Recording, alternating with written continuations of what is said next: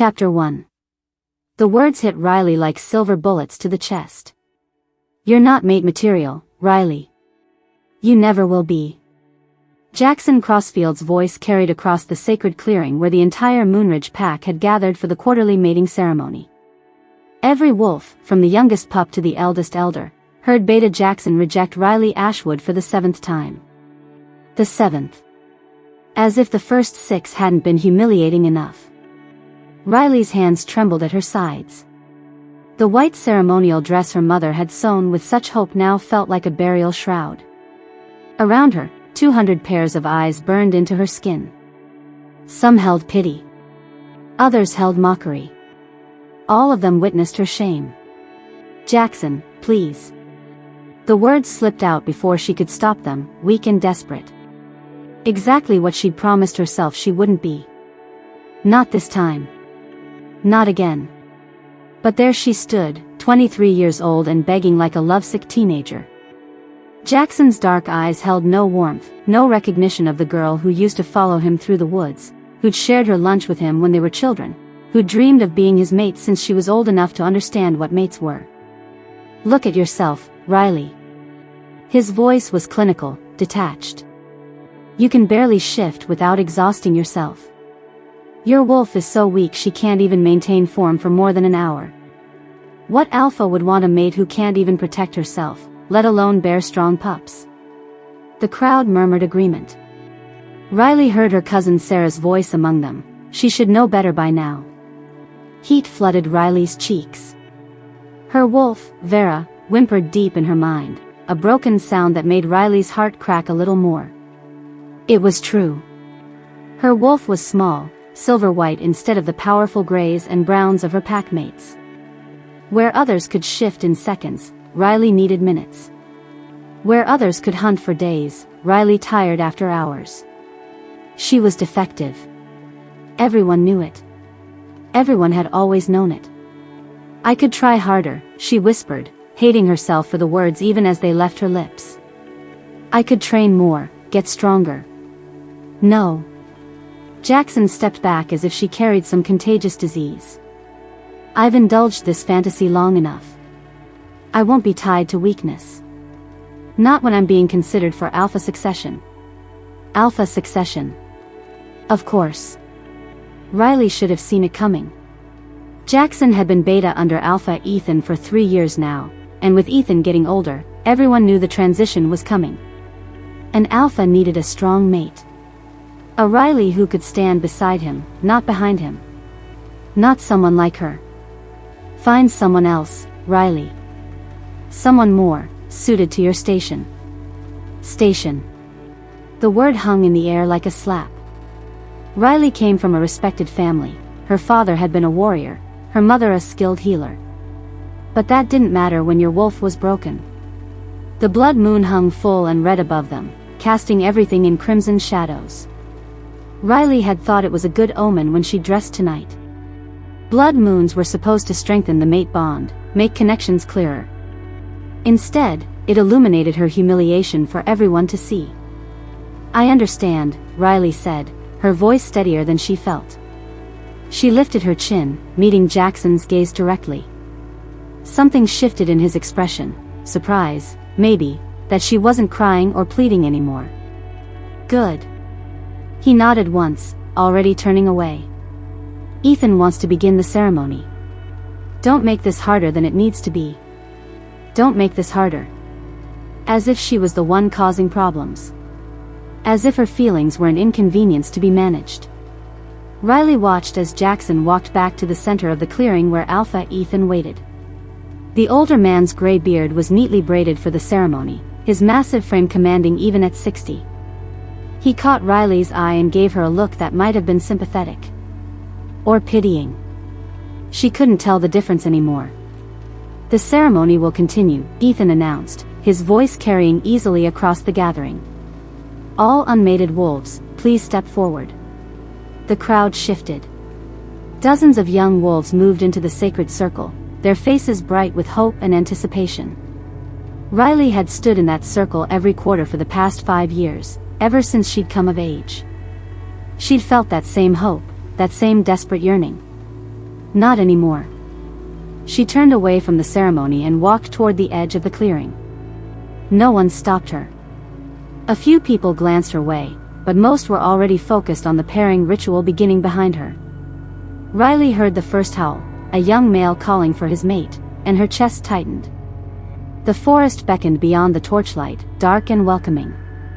Riley had always felt more comfortable among the trees than among her own people. Trees didn't judge. They didn't whisper about her failures or measure her worth by her wolf strength. "Riley, honey, wait." She paused at her mother's voice. Madeline Ashwood hurried over, her healer's robes rustling around her ankles. Even at 50, she was beautiful, the kind of classical beauty that aged gracefully. Riley had inherited her silver blonde hair and small frame, but none of her mother's innate grace. "Mom, please don't." Riley couldn't handle sympathy right now. It would crack what little composure she had left. "He's a fool," Madeline said fiercely, taking Riley's hands. "Jackson Crossfield is a blind, arrogant fool, and someday he'll realize what he lost." "No, he won't." Riley squeezed her mother's hands once, then gently pulled away. "He's right, Mom. Look at me. Really look at me." Madeline's eyes filled with tears. "I see my beautiful daughter. I see someone kind and loyal and weak." Riley finished. "You see someone weak. Everyone does." Before her mother could argue, Riley stepped backward into the tree line. The ceremony continued behind her, full of joy and new beginnings that would never include her.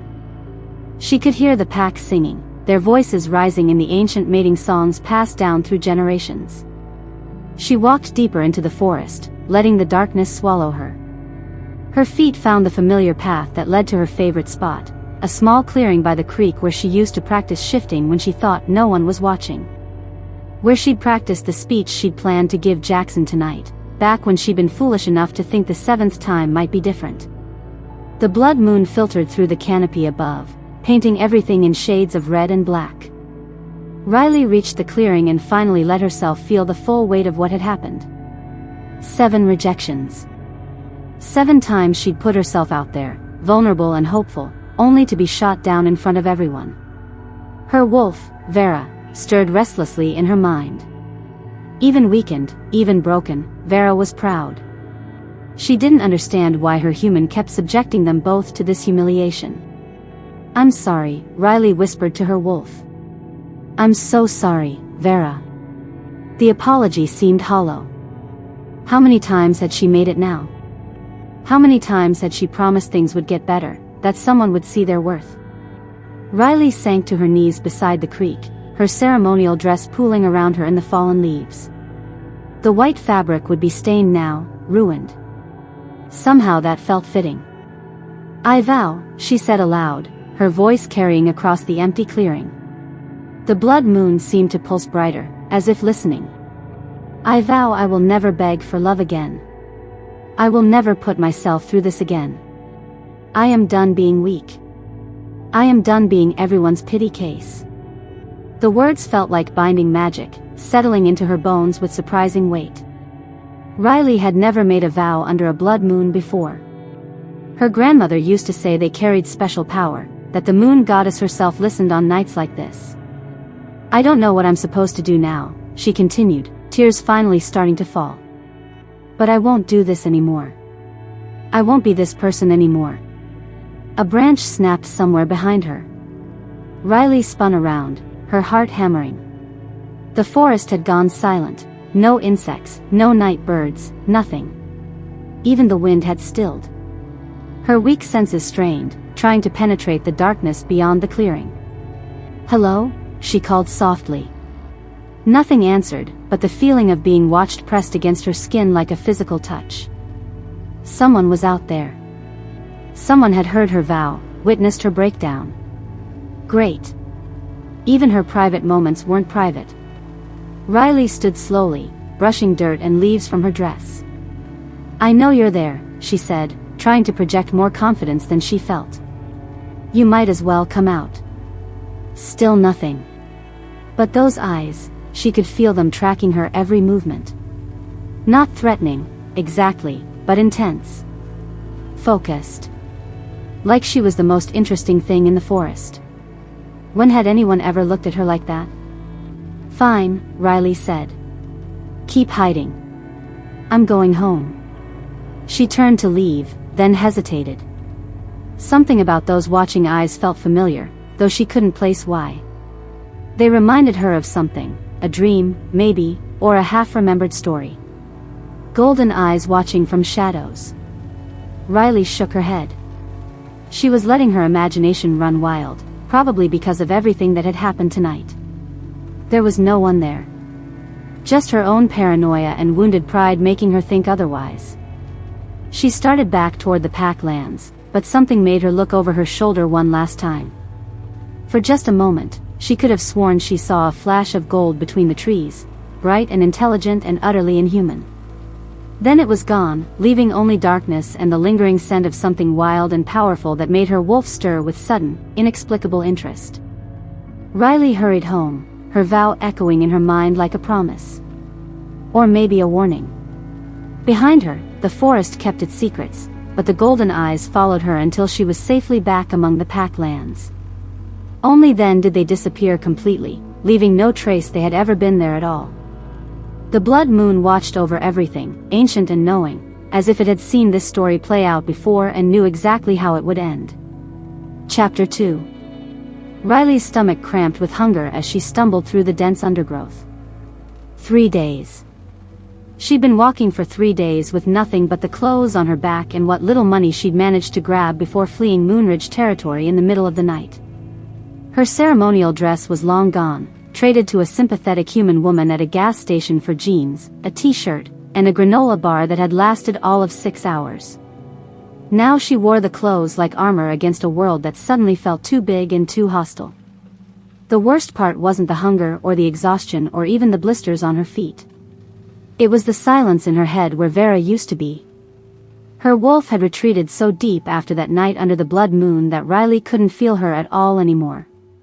No whisper of instinct, no surge of supernatural strength, nothing. She was as good as human now, which in werewolf territory made her prey. That's why she'd kept walking until she reached neutral ground. The strip of unclaimed land between pack territories where rogues and outcasts gathered. Where someone like her might survive long enough to figure out what came next. If anything came next. Riley paused beside a creek to splash water on her face and drink deeply. The water was cold and clean, better than anything she'd tasted in days. She caught her reflection in the surface and barely recognized the woman staring back. Hollow cheeks, dark circles under her eyes, hair hanging in limp tangles. She looked like what she was, a broken wolf with nowhere to go. "You look like hell." Riley spun around so fast she nearly fell into the creek. A man stood at the edge of the clearing, and her first thought was that he belonged in a magazine, not in the middle of nowhere talking to strays like her. Tall and broad-shouldered, with dark hair that looked like he'd run his fingers through it and sharp features that suggested both danger and control. His clothes were expensive, dark jeans that fit perfectly, a black button-down that probably cost more than Riley had ever spent on an entire outfit, boots that had never seen serious hiking. But it was his eyes that made her take an instinctive step backward. Pale green, almost gray, and absolutely ruthless. This was a man who got what he wanted, always, and didn't particularly care who got hurt in the process. "I'm sorry," Riley stammered. "I didn't know anyone else was here." "I'll go." "No need." His voice was smooth, cultured. Nothing like the rough accents she was used to from pack wolves. "This is neutral territory. You have as much right to be here as I do." Riley's eyes darted around the clearing, looking for escape routes. Something about this man screamed predator, and without Vera to guide her instincts, she felt blind and vulnerable. "Your pack," she said. It wasn't a question. Even without her wolf senses, she could tell. There was something about the way he moved, the way he held himself. Pack wolves carried authority differently than rogues. "I am." He stepped closer, and Riley caught his scent, cedar and something darker, more complex. Power. And you were Pack. Recently. Heat flooded her cheeks. Could he smell her shame? Her failure? I left. Or were you kicked out? The casual way he said it, like he was asking about the weather, made Riley's temper flare. That's none of your business. To her surprise, he smiled. It transformed his entire face, making him look younger and infinitely more dangerous. Fair enough. I'm Kaden. He didn't offer a last name. In neutral territory, that was smart. Last names meant Pack affiliations, and Pack affiliations meant complications. Riley. She wrapped her arms around herself, suddenly aware of how she must look to this polished stranger. Riley. He repeated her name like he was testing how it sounded. Pretty name for someone who looks like she's been living rough for days. 3 days, she said without thinking, then cursed herself for giving away information. 3 days since you left your pack. Kaden moved closer, close enough that she could see gold flecks in his pale eyes. That's not very long to be on your own. Most wolves don't make it past the first night without pack bonds to anchor them. I'm tougher than I look. He studied her for a long moment, taking in her hollow cheeks and trembling hands. No, he said finally. You're not tough at all. You're desperate. The words hit like a slap. Riley lifted her chin, trying to summon some dignity. If you're done insulting me, I'd like to finish getting water. I'm not insulting you. Kaden leaned against a tree, looking completely relaxed despite the fact that they were strangers in dangerous territory. I'm making an observation. Desperation isn't always weakness, Riley. Sometimes it's opportunity. Something in his tone made her pause. What do you mean? I mean you're clearly running from something. Or someone. And I might be able to help. Riley laughed, a bitter sound that echoed off the trees. Right. A complete stranger wants to help me out of the goodness of his heart. What's the catch? Smart girl. Kaden's smile widened. There's always a catch. But first, tell me what happened. Why is a pack wolf wandering neutral territory looking like she hasn't eaten in days? Why do you care? Because I have a proposition for you. But I need to know what I'm working with first. Riley stared at him. Everything about this felt dangerous, but she was so tired of being alone. So tired of the silence in her head and the constant fear that she wasn't going to make it another day. My pack had a mating ceremony, she said finally. I was rejected. Again. How many times? The question was asked casually, but Riley caught the sharp interest in his eyes. 7. Kaden whistled low. 7 rejections from the same wolf? You know about pack politics. I know about humiliation. His voice had gone flat, emotionless. I know what it's like to be cast aside by people who should have protected you. Something in his tone made Riley look at him more carefully. Beneath the expensive clothes and casual confidence, she caught a glimpse of old anger. Old pain. The wolf who rejected you, Kaden continued. What's his name? Riley hesitated. Giving out pack information to strangers was dangerous. But what did it matter now? She was never going back. Jackson Crossfield. He's beta of the Moonridge pack. The change in Kaden was instant and terrifying. His entire body went still, predator still, and those pale eyes turned absolutely arctic. For a moment, Riley thought he might shift right there in the clearing. Jackson Crossfield, he repeated, and his voice held enough venom to kill. Riley took a step back. Do you know him? I know the name. Kaden's smile was all teeth now, sharp and predatory. I know the bloodline. And I know they deserve everything that's coming to them. The hair on Riley's arms stood up. Without her wolf to guide her, she couldn't tell if this man was just dangerous or actively threatening. But every human instinct she had was screaming at her to run. I should go, she said, backing toward the tree line. Wait. Kaden's voice stopped her cold. Not because it was loud, but because of the command in it. The absolute authority that made her wolf-trained instincts snap to attention even without Vera there to interpret them. I told you I had a proposition.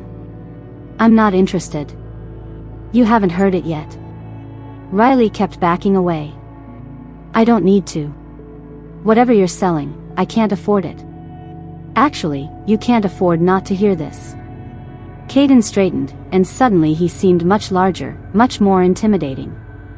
Because in about 2 hours, the rogues who've been tracking you for the past day are going to catch up. And a lone wolf with no pack bonds and no fighting skills isn't going to survive that encounter. Riley's blood turned to ice. You're lying. 3 males, probably brothers based on their scent markers. They've been following you since yesterday morning, staying just far enough back that you wouldn't notice without wolf senses. Kaden's voice was matter-of-fact, like he was discussing the weather. They're waiting for full dark to make their move. How do you? Riley stopped. Of course he could scent them. He was pack, which meant his senses were fully intact. Unlike hers. So here's my proposition, Kaden continued, ignoring her panic. I can offer you protection. Status. A place in a pack where you'll never be rejected or humiliated again. Riley stared at him. In exchange for what? Marriage. The word hung between them like a bomb. Riley actually laughed, a hysterical sound that made birds take flight from nearby trees. Marriage? To a complete stranger? Are you insane? A contract marriage, Kaden clarified, not seeming bothered by her reaction. Temporary, purely business. You get protection and status, I get. He paused, considering. Let's call it a political advantage. Political advantage, Riley repeated.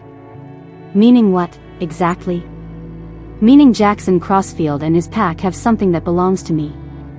And a connection to their former pack member might help me get it back. The pieces clicked together in Riley's mind, painting a picture she didn't like. You want to use me to get to Jackson.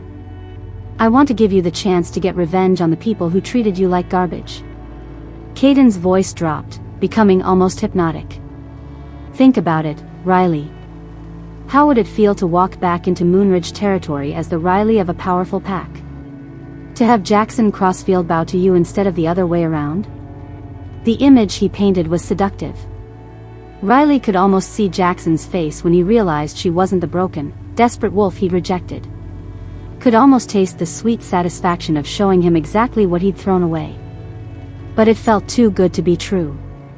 And in Riley's experience, things that seemed too good to be true usually were. What pack? She asked. Mine. Which is? Kaden smiled, and it was the most terrifying expression Riley had ever seen. Shadow Creek. The name hit Riley like a physical blow. Shadow Creek. Even isolated as she'd been in Moonridge, she knew that name. Everyone did. Shadow Creek was the pack that other packs whispered about. Ruthless, powerful, and led by an alpha so dangerous that most wolves wouldn't even speak his name out loud. They said he'd killed his own father to take control. They said his pack was made up of rogues and outcasts who'd do anything for power. They said crossing Shadow Creek was a death sentence. You're him, Riley whispered. You're the Ruthless Alpha. Kaden's smile widened. Guilty as charged. Though I prefer Kaden Blackthorn. It sounds more civilized. Riley felt like the ground was shifting under her feet. Shadow Creek and Moonridge are enemies. Have been for decades. Longer than that. My grandfather had his throat torn out by Ethan Grayson's father over territorial disputes. My father died in a hunting accident that had Moonridge wolves sent all over it.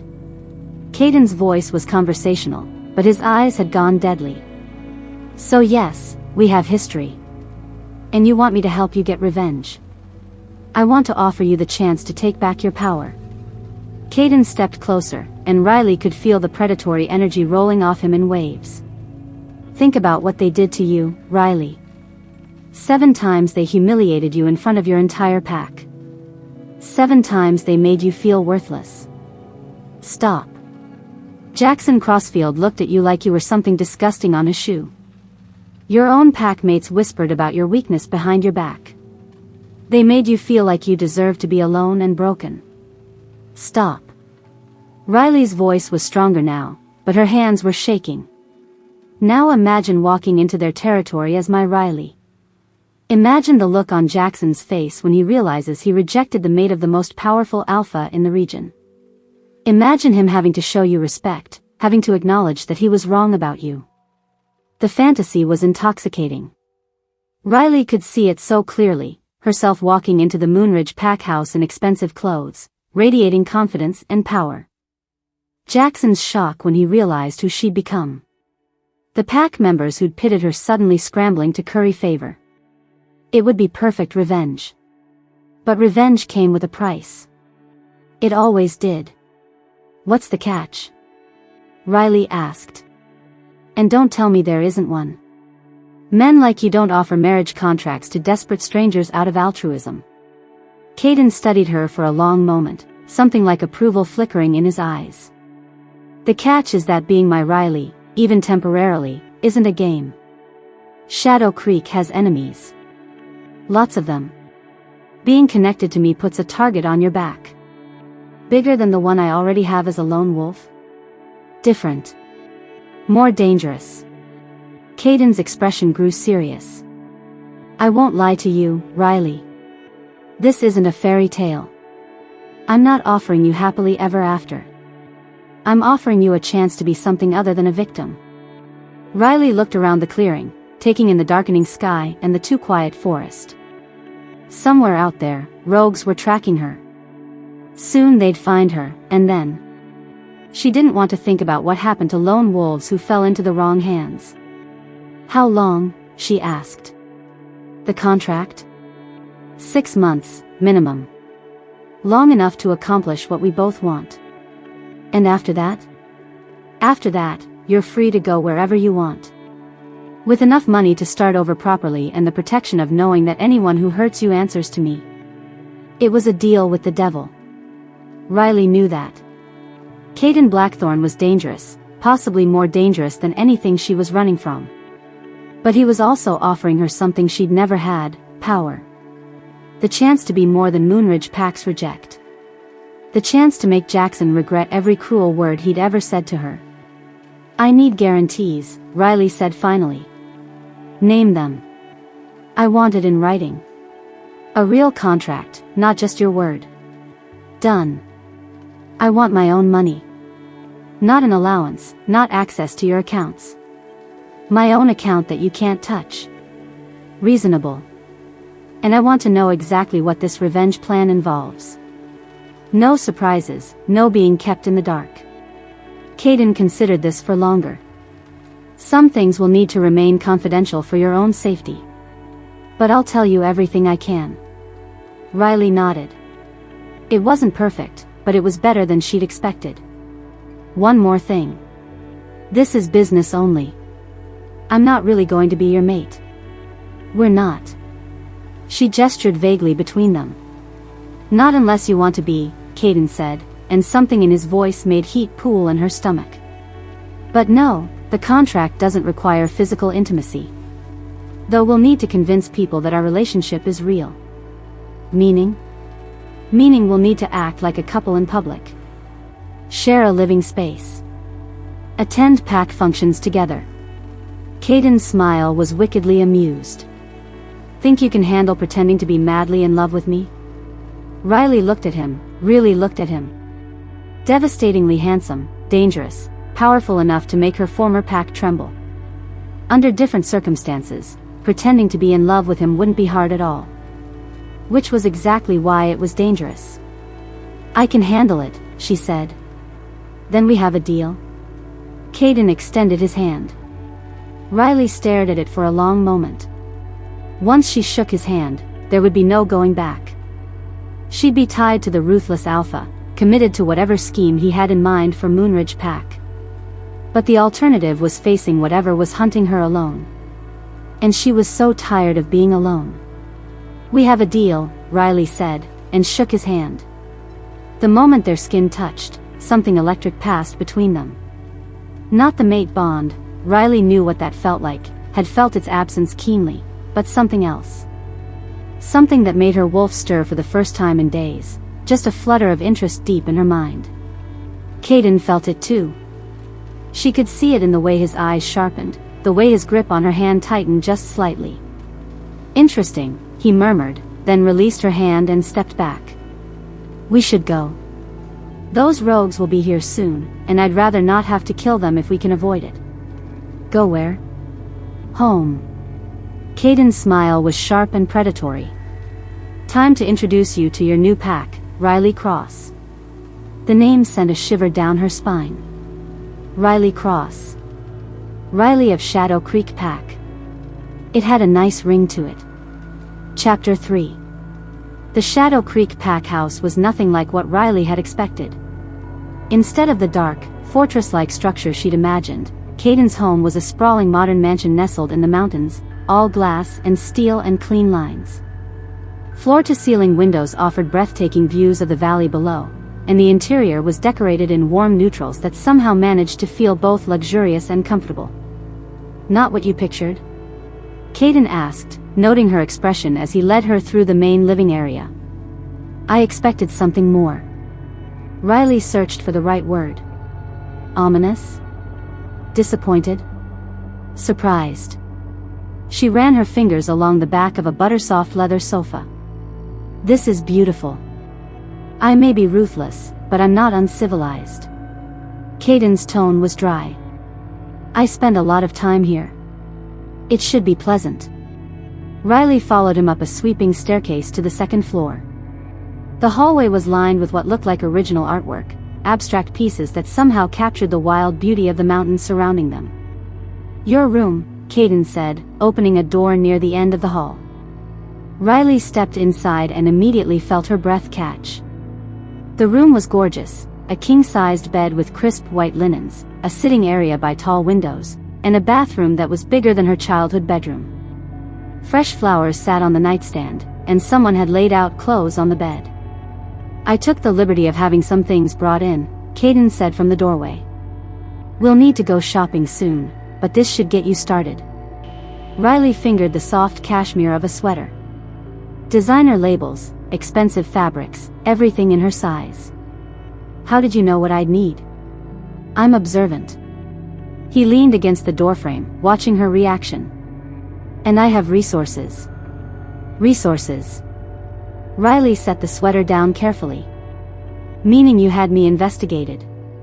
I had you researched. There's a difference. Is there? Investigation implies I was looking for dirt. Research means I wanted to understand who you are. Kaden's voice was matter-of-fact. Your parents died in a car accident when you were 16. You were raised by your grandmother until she passed 3 years ago. You worked as a teacher's aide at the Pack school until recently. You have no criminal record, no outstanding debts, and no romantic relationships aside from your unfortunate fixation on Jackson Crossfield. Riley's cheeks burned. Hearing her life reduced to a few clinical facts was mortifying. Anything else? You're stronger than you think you are. And you're smarter than anyone in your former pack gave you credit for. The unexpected compliment caught her off guard. How would you know that? Because stupid people don't survive 3 days alone in neutral territory. And weak people don't walk away from everything they've ever known, even when staying would destroy them. Riley looked out the window at the mountains, trying to process everything that had happened. 24 hours ago, she'd been a broken wolf drinking from a creek. Now she was standing in a mansion, talking to the most feared alpha in the region like they were old friends. I should shower, she said finally. And change clothes. I still smell like the forest. Good idea. We have dinner in an hour. We? The pack leadership. They'll want to meet their new Riley. Riley's stomach dropped. Already? But we just got here. I haven't had time to prepare, to figure out what I'm supposed to say. Riley. Kaden's voice was firm but not unkind. You're not playing a part. You're not pretending to be someone you're not. You're simply being yourself in a new context. Myself got rejected 7 times. Yourself was being judged by people who couldn't see past their own prejudices. Kaden stepped into the room, and Riley was suddenly very aware of how small the space felt with him in it. Trust me, my pack judges people differently. How? By results. By loyalty. By what they contribute to the whole. His pale eyes met hers. By strength that has nothing to do with how fast you can shift or how loud you can howl. Riley wanted to believe him. Desperately. But 23 years of being told she wasn't enough was hard to overcome. What if they don't accept me? They will. Kaden's certainty was absolute. Because I'm telling them to. And because once they get to know you, they'll see what I see. Which is someone who's been underestimated her entire life. Someone with untapped potential who just needs the right environment to flourish. The word sent warmth through Riley's chest. When was the last time someone had spoken about her potential instead of her limitations?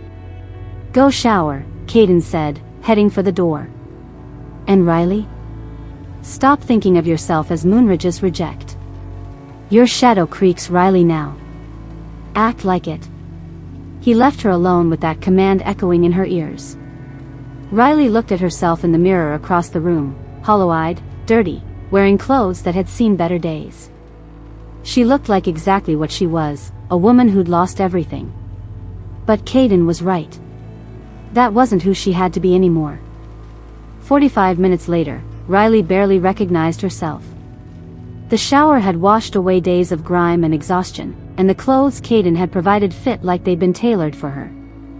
The dark jeans hugged her curves without being too tight, and the emerald green sweater brought out the color in her eyes. Someone had even provided makeup, high-end products that made her look polished and confident. She was studying herself in the mirror, trying to summon the courage to go downstairs, when Kaden knocked on her door. Come in, she called. He entered and stopped short when he saw her. For just a moment, his carefully controlled expression slipped, revealing something that looked almost like hunger. You look. He paused, seeming to search for words. Beautiful. The compliment shouldn't have affected her so strongly. This was a business arrangement, nothing more. But the way he was looking at her, like she was something precious and surprising, made her pulse quicken. The clothes are perfect, she said, trying to break the tension. How did you? I'm good at reading people. Kaden's voice was rougher than usual. Are you ready to meet the pack? Riley nodded, not trusting her voice. As they walked downstairs together, she was hyper-aware of his presence beside her. The way he moved with predatory grace, the subtle scent of cedar and something darker that made her wolf stir restlessly. Vera was still there, Riley realized with surprise. Buried deep and damaged, but not gone. Not completely. The dining room held about 20 people, all of whom stood when Kaden entered. Riley had expected to see the rough, dangerous rogues that Moonridge whispered about. Instead, she found herself looking at an eclectic group that included everyone from a woman in a business suit to a man with tattooed arms who looked like he could bench press a car. Everyone, Kaden said, his hands settling on the small of Riley's back. The touch sent electricity through her entire body. I'd like you to meet Riley Cross, my mate and your new Riley. Riley tried not to flinch at the word mate. She'd known they'd have to sell the fiction, but hearing it out loud made it feel dangerously real. Riley, Kaden continued, this is my beta, Ethan Steele. A tall man with silver-streaked hair stepped forward. He was probably in his 50s, with intelligent dark eyes and a presence that commanded respect. When he took her hand, his grip was firm but not crushing. Welcome to Shadow Creek, Ethan said. His voice was warm, but Riley caught the assessing look he gave her. We're honored to have you. Thank you, Riley managed. The introductions continued. Sarah, the woman in the business suit, was the pack's legal counsel. Jake, the tattooed man, was head of security. Dr. Amanda Torres handled medical needs. Each person welcomed her with what seemed like genuine warmth, though Riley noticed they all looked to Kaden for cues on how to treat her. Please, sit, Kaden said, pulling out a chair for her at his right hand. I know you must be hungry. Riley was starving, but she was also terrified of making a mistake. These people were being kind, but they were also clearly sizing her up. One wrong move could shatter the fragile acceptance she was being offered. The meal was delicious, some kind of herb-crusted salmon with roasted vegetables, but Riley barely tasted it.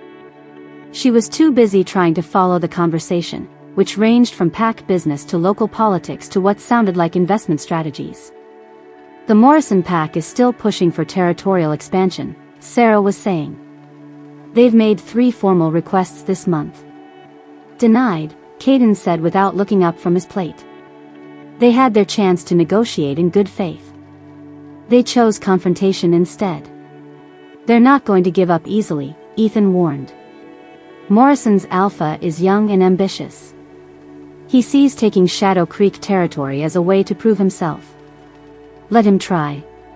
Kaden's voice was utterly calm, but Riley caught the flash of something dangerous in his eyes. It's been too long since we've had a good fight. Fighting should be a last resort, Riley said without thinking. Not a first one. The table went silent. Riley felt heat flood her cheeks as she realized everyone was staring at her. She just contradicted the Alpha in front of his entire leadership team. I'm sorry, she said quickly. I didn't mean to. No, Kaden said, and there was something like approval in his voice. Go on. You were saying fighting should be a last resort. Riley glanced around the table. Ethan was watching her with sharp interest, while the others looked curious rather than hostile. Maybe she hadn't completely destroyed her credibility. I just think there might be other ways to handle territorial disputes, she said carefully. Morrison's Alpha is young, right? Maybe he's just trying to prove himself to his pack. What if there was a way to give him that proof without actual conflict?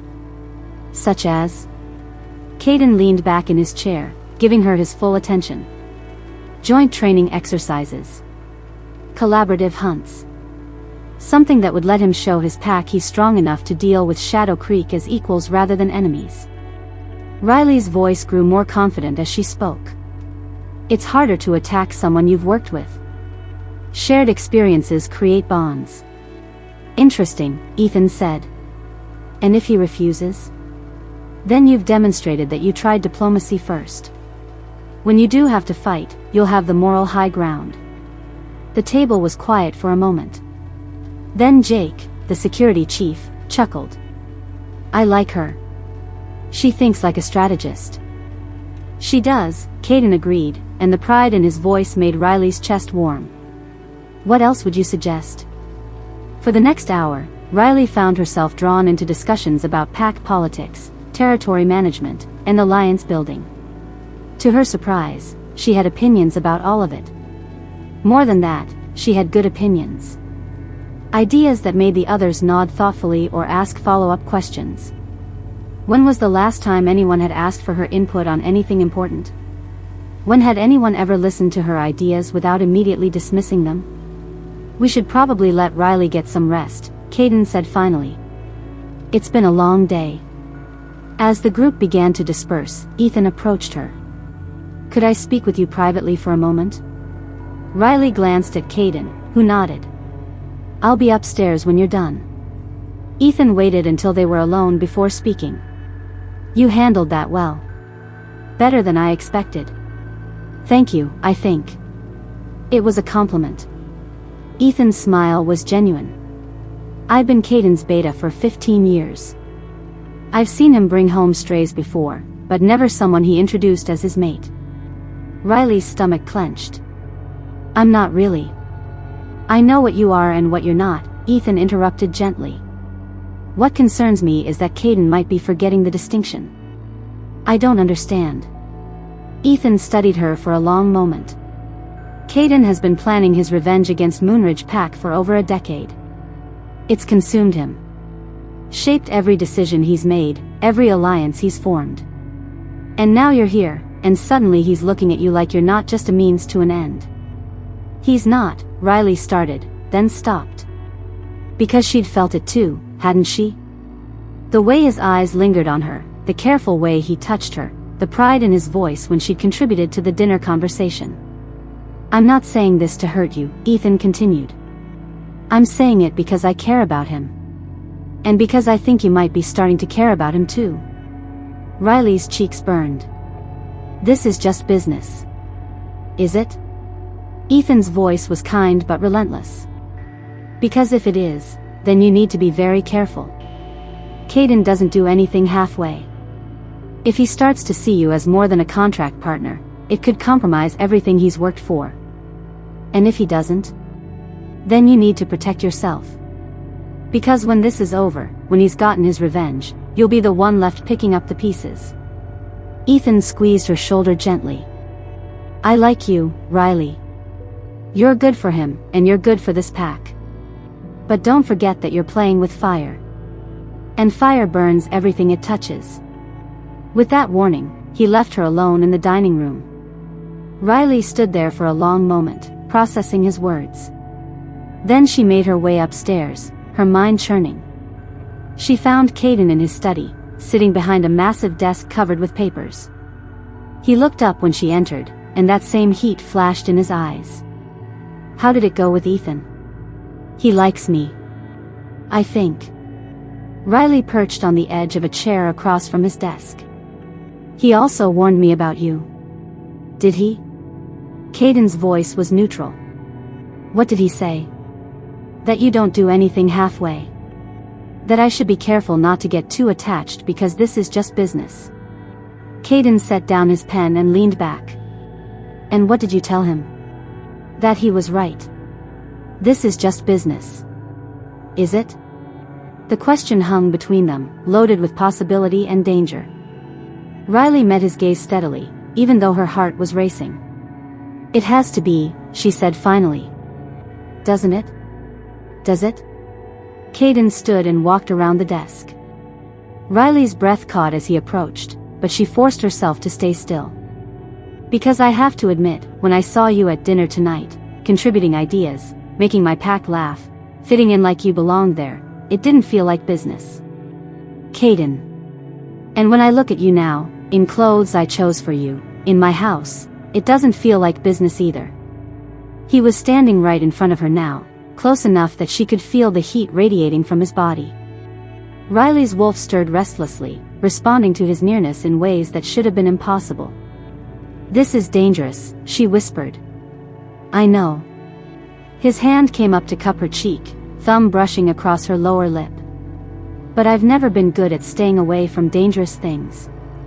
Riley's eyes fluttered closed. For just a moment, she let herself imagine what it would be like if this were real. If Kaden Blackthorne had chosen her not for revenge, but because he genuinely wanted her. Then reality crashed back, and she pulled away. "We can't," she said, her voice shakier than she'd like. "You said it yourself, this is about getting back at Moonridge Pack. I can't be another complication." Kaden's hand dropped to his side. "You're right. This is about revenge." "Good." Riley stood on unsteady legs. "I should go to bed. Early day tomorrow, right?" "Right. We have the Supernatural Council Gala tomorrow night. Our first public appearance as a couple. I'll be ready." "I know you will." Riley made it to the door before Kaden's voice stopped her. "Riley?" She turned back. "For what it's worth," he said quietly, "Ethan is wrong about one thing.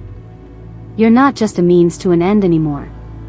You're becoming something much more dangerous than that." "What?" "You're becoming someone I actually care about." Riley fled to her room, Kaden's words echoing in her mind. She pressed her back against the closed door, trying to calm her racing heart. This was supposed to be simple. A business arrangement. 6 months of playing pretend, then freedom. But nothing about Kaden Blackthorne was simple. And the way he looked at her, touched her, made her feel things she'd never experienced before. Her wolf was stirring more strongly now, responding to the Alpha's presence in ways that should have been impossible. Vera had been broken, damaged beyond repair. But somehow, being near Kaden was calling her back. Riley crawled into the luxurious bed and stared at the ceiling, trying to make sense of everything that had happened.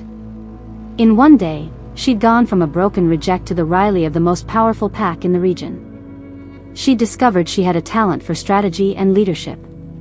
And she'd started to feel things for a man who was supposed to be using her for revenge.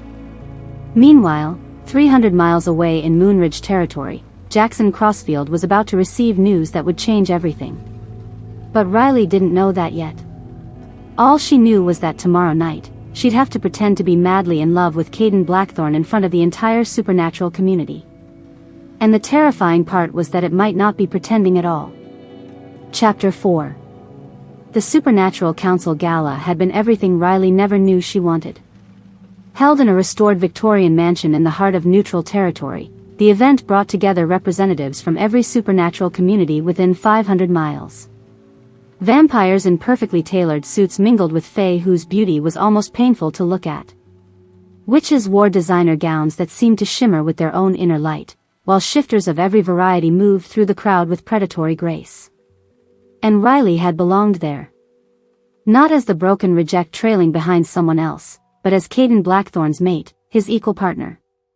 The midnight blue gown he'd chosen for her fit like a dream, and the way people looked at her, with respect, with interest, with the kind of attention she'd never received before, had been intoxicating. "You were magnificent tonight," Kaden murmured as their car wound through the mountain roads back to Shadow Creek territory. The partition between them and the driver was up, giving them privacy in the spacious back seat. "I felt magnificent," Riley admitted, then laughed at her own honesty. "God, is that terrible? I've never felt like that before. Like I mattered." "You do matter." Kaden's voice was intense in the darkness. "More than you know." Riley turned to look at him. The formal black tuxedo made him devastatingly handsome, but it was the way he'd looked at her all evening that had made her pulse race. Like she was the only person in the room worth his attention. Dangerous thoughts. Ethan's warning echoed in her mind, but it was getting harder to remember why caring about Kaden was a bad idea. "The vampire ambassador seemed interested in our territorial agreements," she said, forcing herself to focus on business. "Did you notice how he kept asking about our northern borders?" "I noticed." Kaden's smile was sharp. Gage Blackwood has been trying to expand vampire influence in this region for decades. He sees opportunity in the current pack conflicts. Should we be worried? We should be prepared. Your suggestion about joint training exercises with the Morrison pack is looking more valuable by the day. Pride warmed Riley's chest. Her ideas mattered here. She mattered. The car suddenly swerved violently to the left, throwing Riley against Kaden's side. Through the partition, she could hear their driver cursing. "What the hell?" Kaden started, then his expression changed. His nostrils flared, and his entire body went rigid. "Rogues." "What?" "Get down." His voice carried alpha command, and Riley found herself ducking instinctively. "We're under attack." The windshield exploded inward. Their driver, a young wolf named Tyler, cried out as glass shredded his face and arms.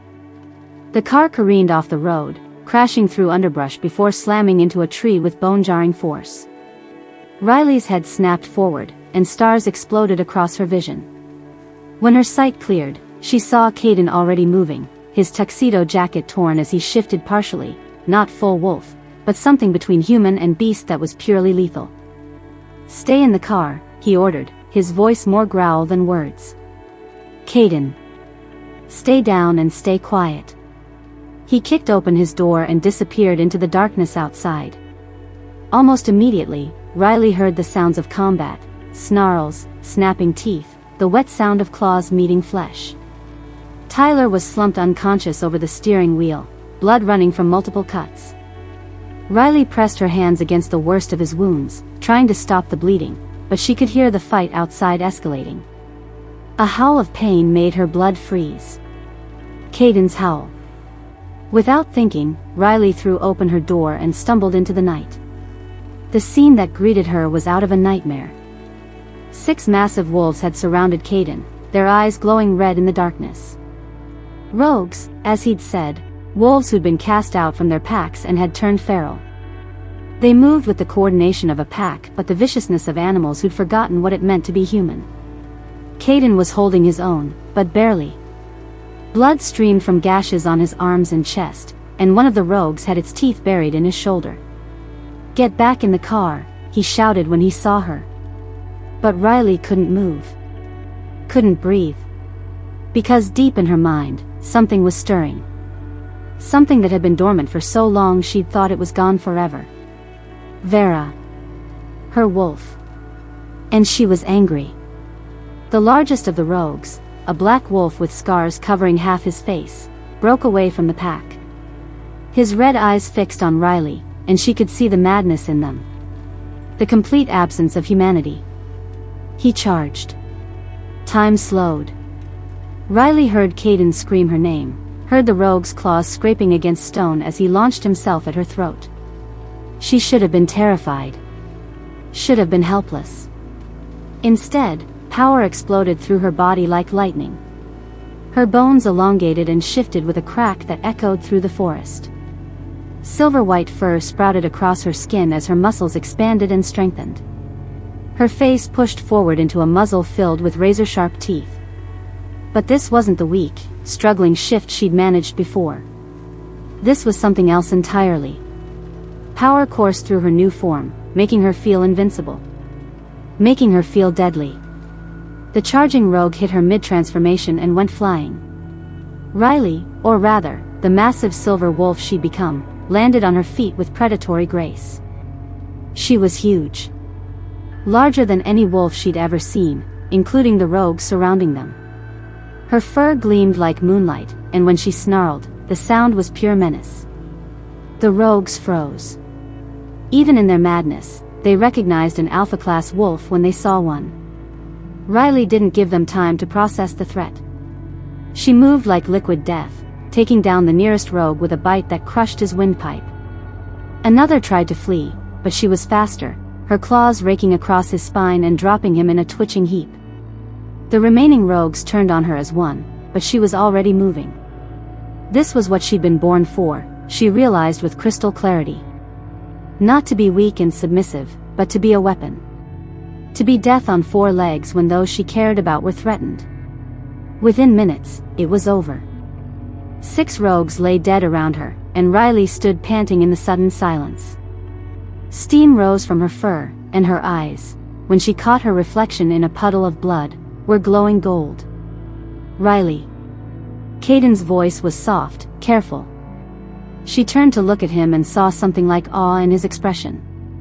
He was still in his partial shift, blood covering his chest and arms, but he was alive.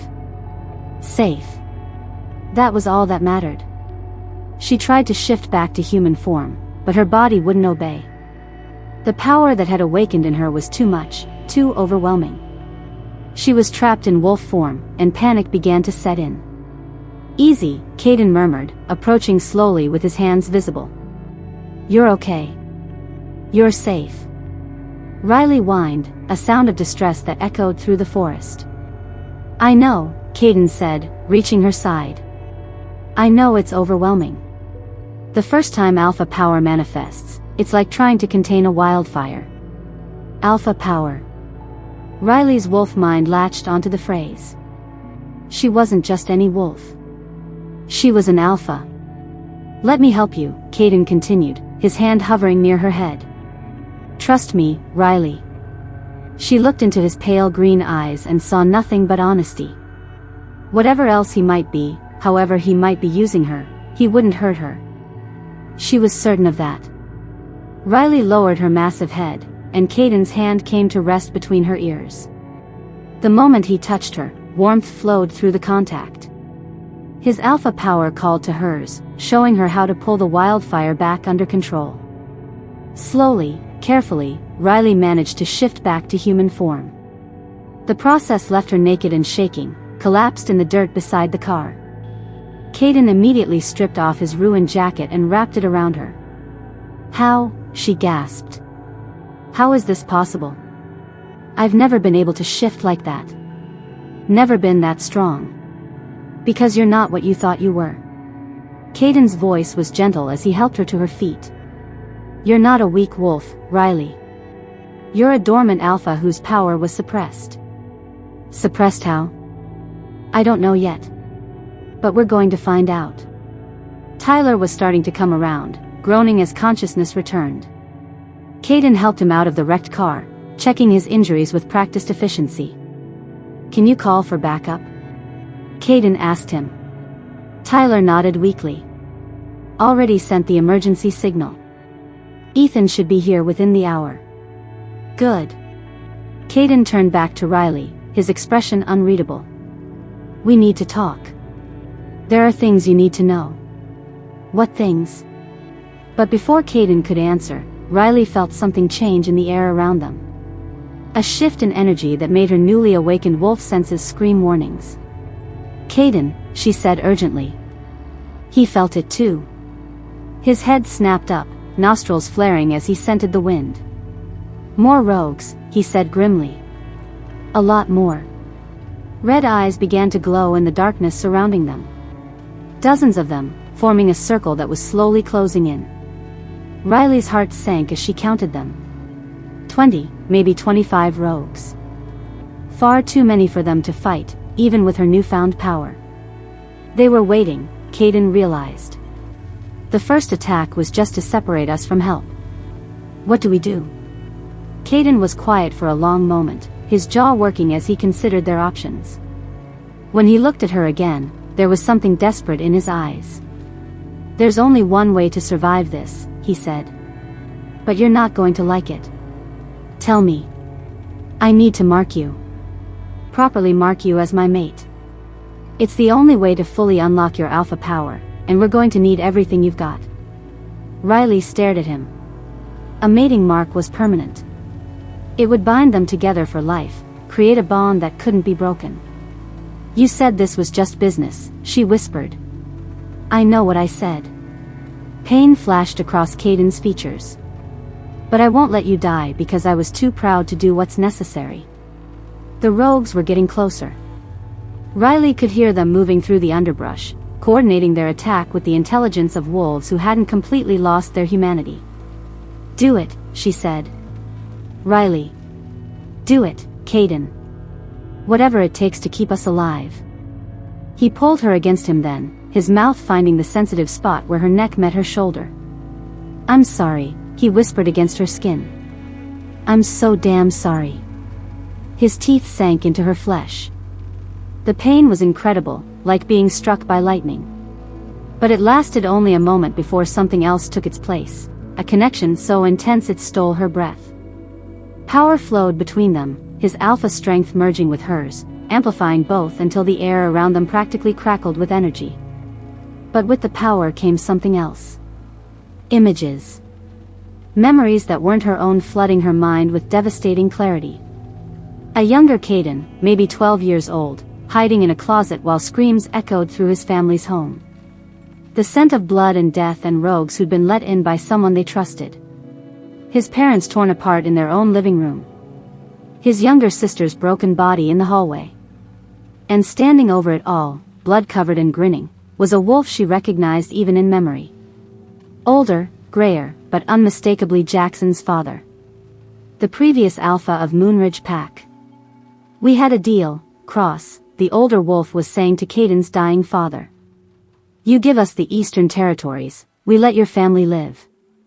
You broke that deal. I gave you everything you asked for, Kaden's father gasped. Not everything. You held back the mineral rights. Did you think we wouldn't find out? More images flashed through the bond. Kaden barely escaping into the night. Years of training, planning, building Shadow Creek into something strong enough to take revenge. The careful cultivation of allies and resources, all leading to this moment. All leading to her. Riley gasped as the memories faded, leaving her reeling from the intensity of Kaden's pain. She understood now. Understood why he'd sought her out, why he'd offered her that contract. She wasn't just a way to get close to Jackson. She was a weapon he'd forged specifically to destroy the bloodline that had murdered his family. Now you know, Kaden said quietly, his arms still around her. The mating mark on her neck throbbed with new sensation. Now you understand what you really are to me. Riley wanted to be angry. Should have been furious at being used so completely. But all she could think about was that 12-year-old boy hiding in a closet, listening to his family die. We'll deal with this later, she said, her voice steadier than she felt. Right now, we have bigger problems. The rogues had stopped circling. They were getting ready to attack. But Riley felt different now. The power flowing through the mate bond was intoxicating, making her feel like she could take on an army. Her wolf, Vera, was fully present for the first time in her life, not weak or broken, but magnificent and deadly. Together? Kaden asked. Together. They shifted in perfect synchronization, the bond between them making their movements flow like a choreographed dance. Riley's wolf was even larger now, her silver fur gleaming with an inner light that made the rogues hesitate. But Kaden was something else entirely. His wolf was massive, coal-black with eyes like chips of ice. This was what a true alpha looked like, death incarnate, beautiful and terrible. The rogues attacked as one, but they might as well have been attacking a force of nature. Riley and Kaden moved as a unit, their bond allowing them to anticipate each other's actions, to fight with a coordination that was almost supernatural. Riley tore through her opponents like they were made of paper, her claws and teeth finding vital spots with deadly precision. Beside her, Kaden was a whirlwind of destruction, dropping rogues with efficient brutality. Within minutes, the forest floor was littered with bodies. The few rogues who survived fled into the darkness, their howls of terror echoing through the night. Riley and Kaden stood panting in the sudden silence, steam rising from their fur. The mate bond hummed between them, satisfied and triumphant. When they shifted back to human form, the intensity of the connection remained. Riley could feel Kaden's emotions like they were her own, his relief that she was safe, his guilt over marking her without her true consent, his growing feelings that he was trying so hard to suppress. The power you just displayed, Kaden said, wrapping his jacket around her again. That's not normal for a newly awakened alpha. Someone definitely suppressed your abilities. The question is who and why. Riley nodded, still processing everything that had happened. The mating mark on her neck pulsed with warmth, reminding her that everything had changed. They were bonded now, connected in ways that went beyond their contract. We need to figure out what was done to you, Kaden continued. And we need to prepare for war. Because after tonight, Moonridge is going to know you're alive. And they're going to know you're mine. Let them come, Riley said, surprised by the venom in her own voice. After what I saw in your memories, after what they did to your family, let them try to take what's yours. Kaden's eyes darkened. You're not just mine because of the mark, Riley. You understand that, right? This isn't just about the bond. I know. Riley met his gaze steadily. But we still need to talk about what this means. About what you want from me beyond revenge. I want, Kaden started, then stopped as headlights appeared through the trees. Later. Ethan is here. As Shadow Creek wolves poured into the clearing, Riley touched the mating mark on her neck. She was bound to Kaden now, tied to his quest for vengeance whether she liked it or not. But looking at the carnage around them, feeling the power still coursing through her veins, she realized something important. She wasn't just along for the ride anymore. She was a weapon. And she was finally ready to be wielded. Chapter 5. Riley woke to the sensation of being watched. She sat up in bed, automatically reaching for the mating mark on her neck. 3 days had passed since the rogue attack, and the bond with Kaden still felt raw and new. She could sense him somewhere in the house, his emotions a constant hum in the back of her mind, tension, protectiveness, and something deeper he kept carefully guarded. But the feeling of being observed wasn't coming from the mate bond.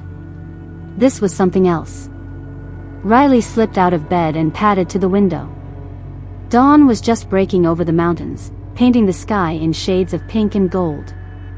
The view was breathtaking, but it wasn't what caught her attention. At the edge of the property, just beyond the tree line, stood a familiar figure. Jackson Crossfield. Riley's breath caught. Even at this distance, she could see the tension in his shoulders, the way he held himself like a man preparing for battle.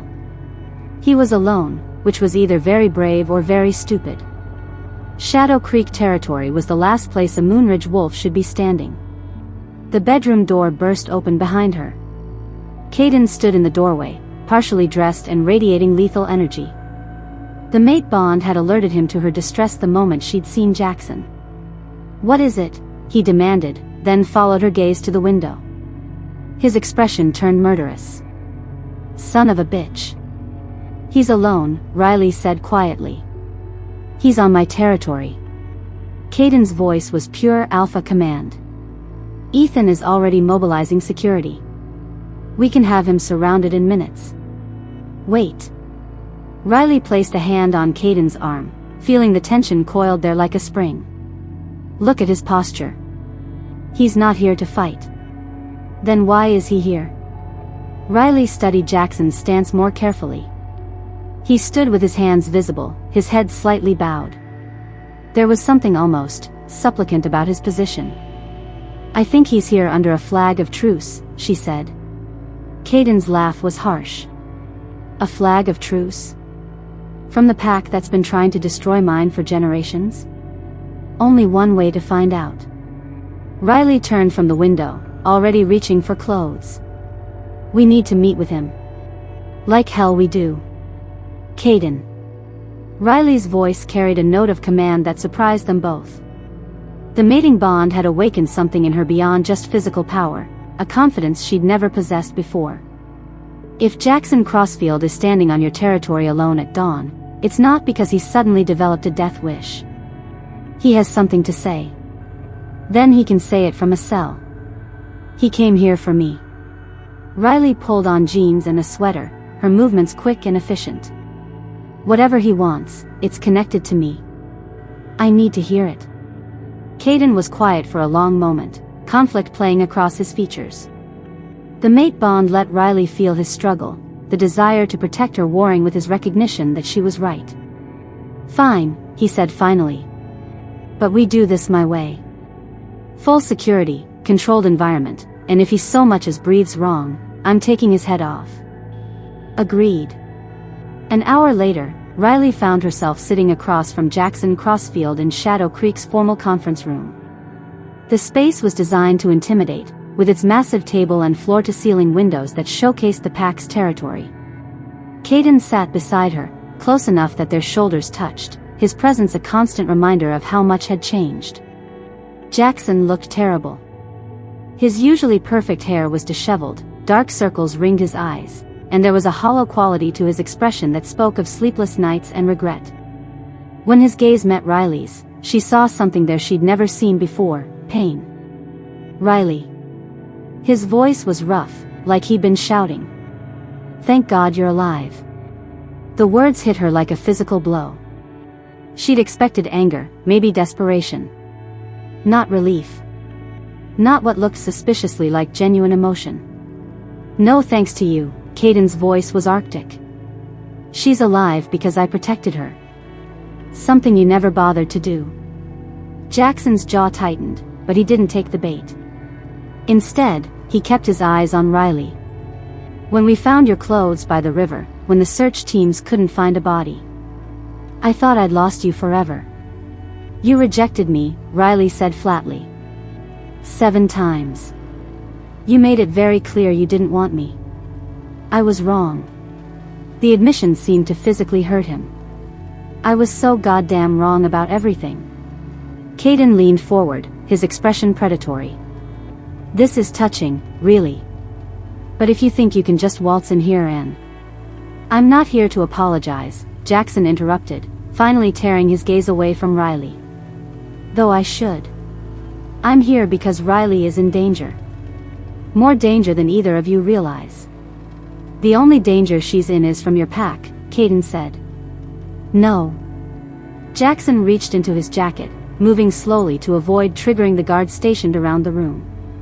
He pulled out a leather-bound journal, its pages yellowed with age. "The danger is from what she is." Riley felt something cold settle in her stomach. "What I am?" "Your bloodline, Riley. Your real bloodline." Jackson slid the journal across the table. 3 days ago, my father's effects were finally catalogued. This was hidden in his private safe, along with documents that explain everything. Riley picked up the journal with trembling hands. The leather was soft with age, and when she opened it, the pages crackled. The writing inside was in an old-fashioned script, difficult to read but unmistakably powerful. Property of Meline Silverborn, last alpha of the Silver Moon Pack, she read aloud. Her voice caught. Meline. That was my mother's name. Your mother wasn't Meline Ashwood, Jackson said quietly. She was Meline Silverborn. And you, Riley, are the last descendant of the Silver Moon Pack. The room went silent. Riley looked up from the journal to find both men staring at her with expressions of shock. Even Kaden, who seemed to know everything, looked stunned. That's impossible, Kaden said finally. The Silver Moon Pack was destroyed 50 years ago. Not destroyed, Jackson corrected. Disbanded. Scattered. Hidden. He gestured to the journal. It's all in there. The Silver Moon Pack was the original pack in this territory. Both Moonridge and Shadow Creek split off from them during the Great Division. Riley flipped through the pages, seeing dates and names and family trees that made her head spin. Why would they hide this from me? Why would my mother lie about who she was? Because your bloodline carries something that both our packs have been searching for. Jackson's voice was heavy with implication. The Silver Moon Pack wasn't just any pack, Riley. They were the peacekeepers. The mediators. Their alpha bloodline carried the ability to create binding treaties between supernatural communities. Treaties? Riley looked up from the journal. What kind of treaties? The kind that could unite the werewolf packs under one banner, Kaden said slowly, understanding dawning in his eyes. Or the kind that could destroy them if used wrong. Jackson nodded grimly. Your blood can create unbreakable bonds between packs. Force them to work together, end territorial disputes, create lasting peace. But it can also do the opposite, sever existing bonds, turn allies into enemies, spark wars that would tear apart everything we've built. Riley felt the weight of revelation settling on her shoulders like a physical burden. You're saying I'm some kind of supernatural treaty maker? You're saying she's a weapon, Kaden corrected, his voice dangerous. I'm saying she's the key to everything, Jackson replied. And there are others who know about her bloodline now. Others who will come for her. What others? Kaden demanded. Jackson hesitated, then pulled out another document. The vampire covens. The Fey courts. Even some of the witch circles. Word is spreading that the Silver Moon bloodline has resurfaced. They're all going to want her. To use her, Riley said bitterly. Just like you too. That's not, Jackson started. Isn't it? Riley slammed the journal shut. You rejected me when you thought I was broken. Now you discover I have some mystical bloodline and suddenly you want me back. And you, she turned to Kaden, you marked me to unlock my power, but this explains why you really sought me out, doesn't it? It wasn't just about getting close to Jackson. It was about this. Kaden's silence was answer enough. Riley stood abruptly, pacing to the window. The mate bond thrummed with Kaden's guilt and Jackson's desperation, but she pushed both emotions away. She needed to think clearly. Tell me about my parents, she said without turning around. The real story. Jackson cleared his throat. According to the documents, your mother Meline was the last alpha of the Silver Moon Pack. When the pack disbanded, she went into hiding, took a new identity. She met your father, Ethan Ashwood, and they settled in Moonridge territory. Why Moonridge? Because my grandfather offered them protection. He knew what Meline was, knew the power she carried. He thought having the Silver Moon bloodline in his pack would give Moonridge an advantage. But something went wrong, Kaden said, his voice flat. Jackson nodded. My father found out about Medeline's true identity when you were born. Your birth triggered something, awakened abilities in your mother that she'd kept dormant for years. My father saw it as a threat. So he killed them, Riley said quietly. He ordered their deaths, yes. But it wasn't random violence. Jackson's voice was barely above a whisper. He was afraid that if other packs learned about your bloodline, they'd try to take you. Use you against Moonridge. Instead, he just eliminated the problem, Kaden growled. He thought he was protecting the pack. He didn't know. Jackson trailed off. Didn't know what? Riley turned back to face them. He didn't know that Kaden's family had figured out who you were. That they were planning to protect you. The room went deadly quiet. Riley felt Kaden's shock through the mate bond, followed quickly by a rage so intense it made her stagger. My family died protecting her? Kaden's voice was barely controlled. Jackson nodded miserably. Your father had been secretly working with mine to keep Riley safe. When my father decided to eliminate the threat, your father tried to stop him. That's why the Cross family was murdered, not over territorial disputes, but because they were protecting the Silver Moon bloodline. Kaden was on his feet in an instant, his chair crashing backward. The air in the room crackled with alpha power as his control slipped.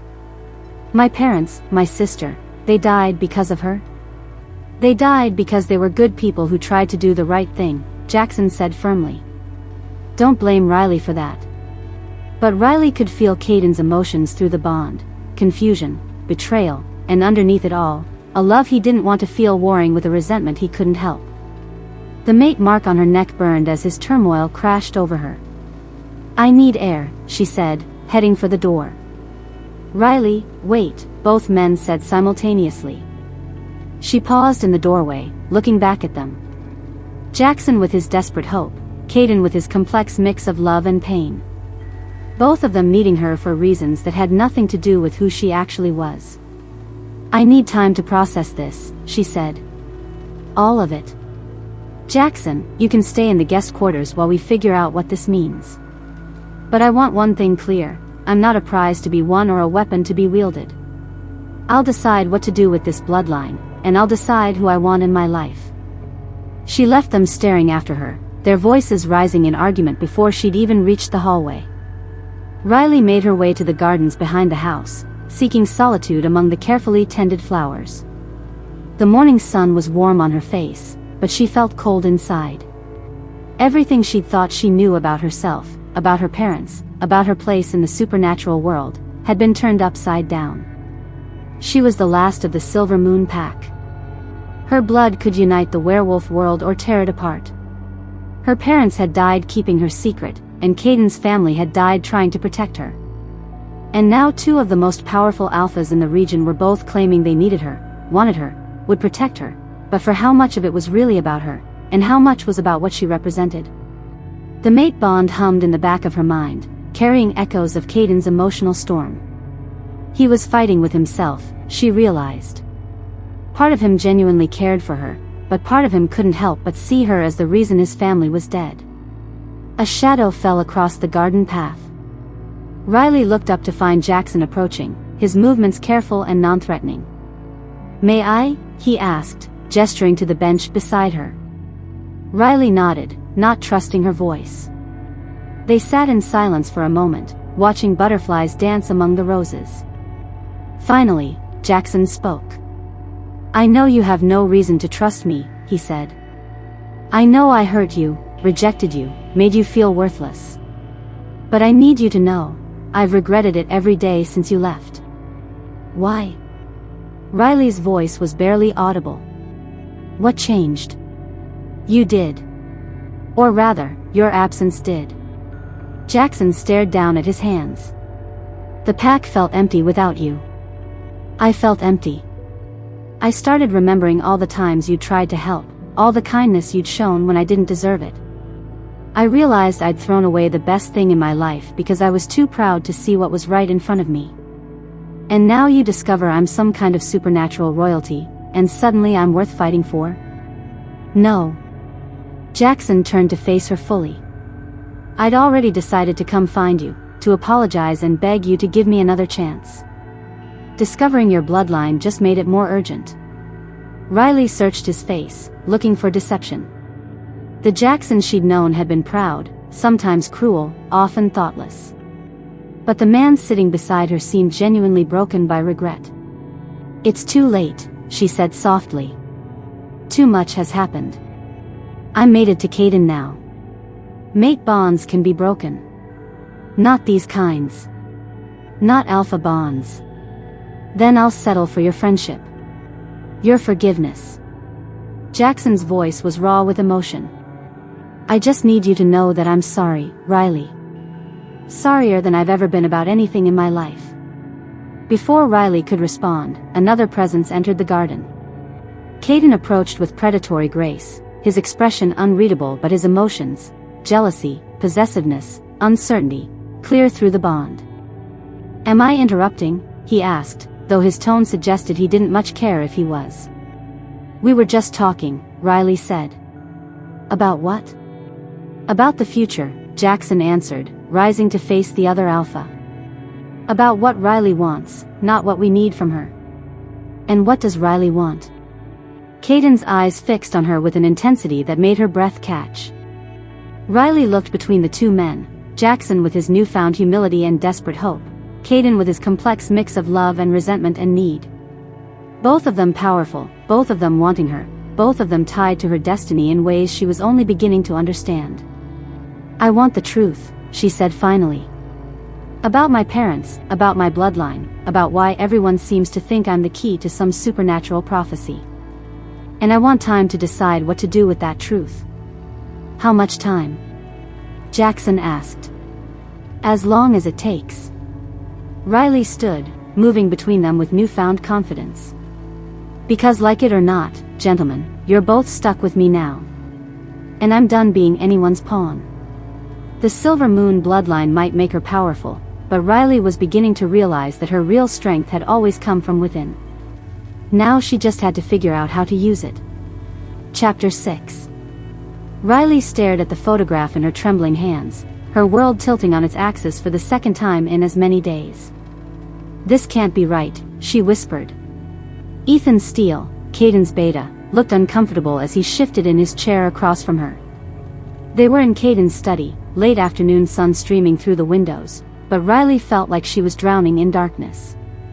"I'm afraid it is," Ethan said gently. "We ran the background checks after Jackson's visit yesterday. Your adoptive father, Ethan Ashwood, wasn't just some random pack member who took you in. He was beta to Jackson's father. His most trusted advisor." The photograph showed two men standing together, both young and proud in their pack uniforms.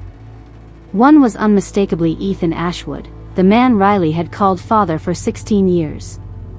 The other was Sebastian Cross, Jackson's father.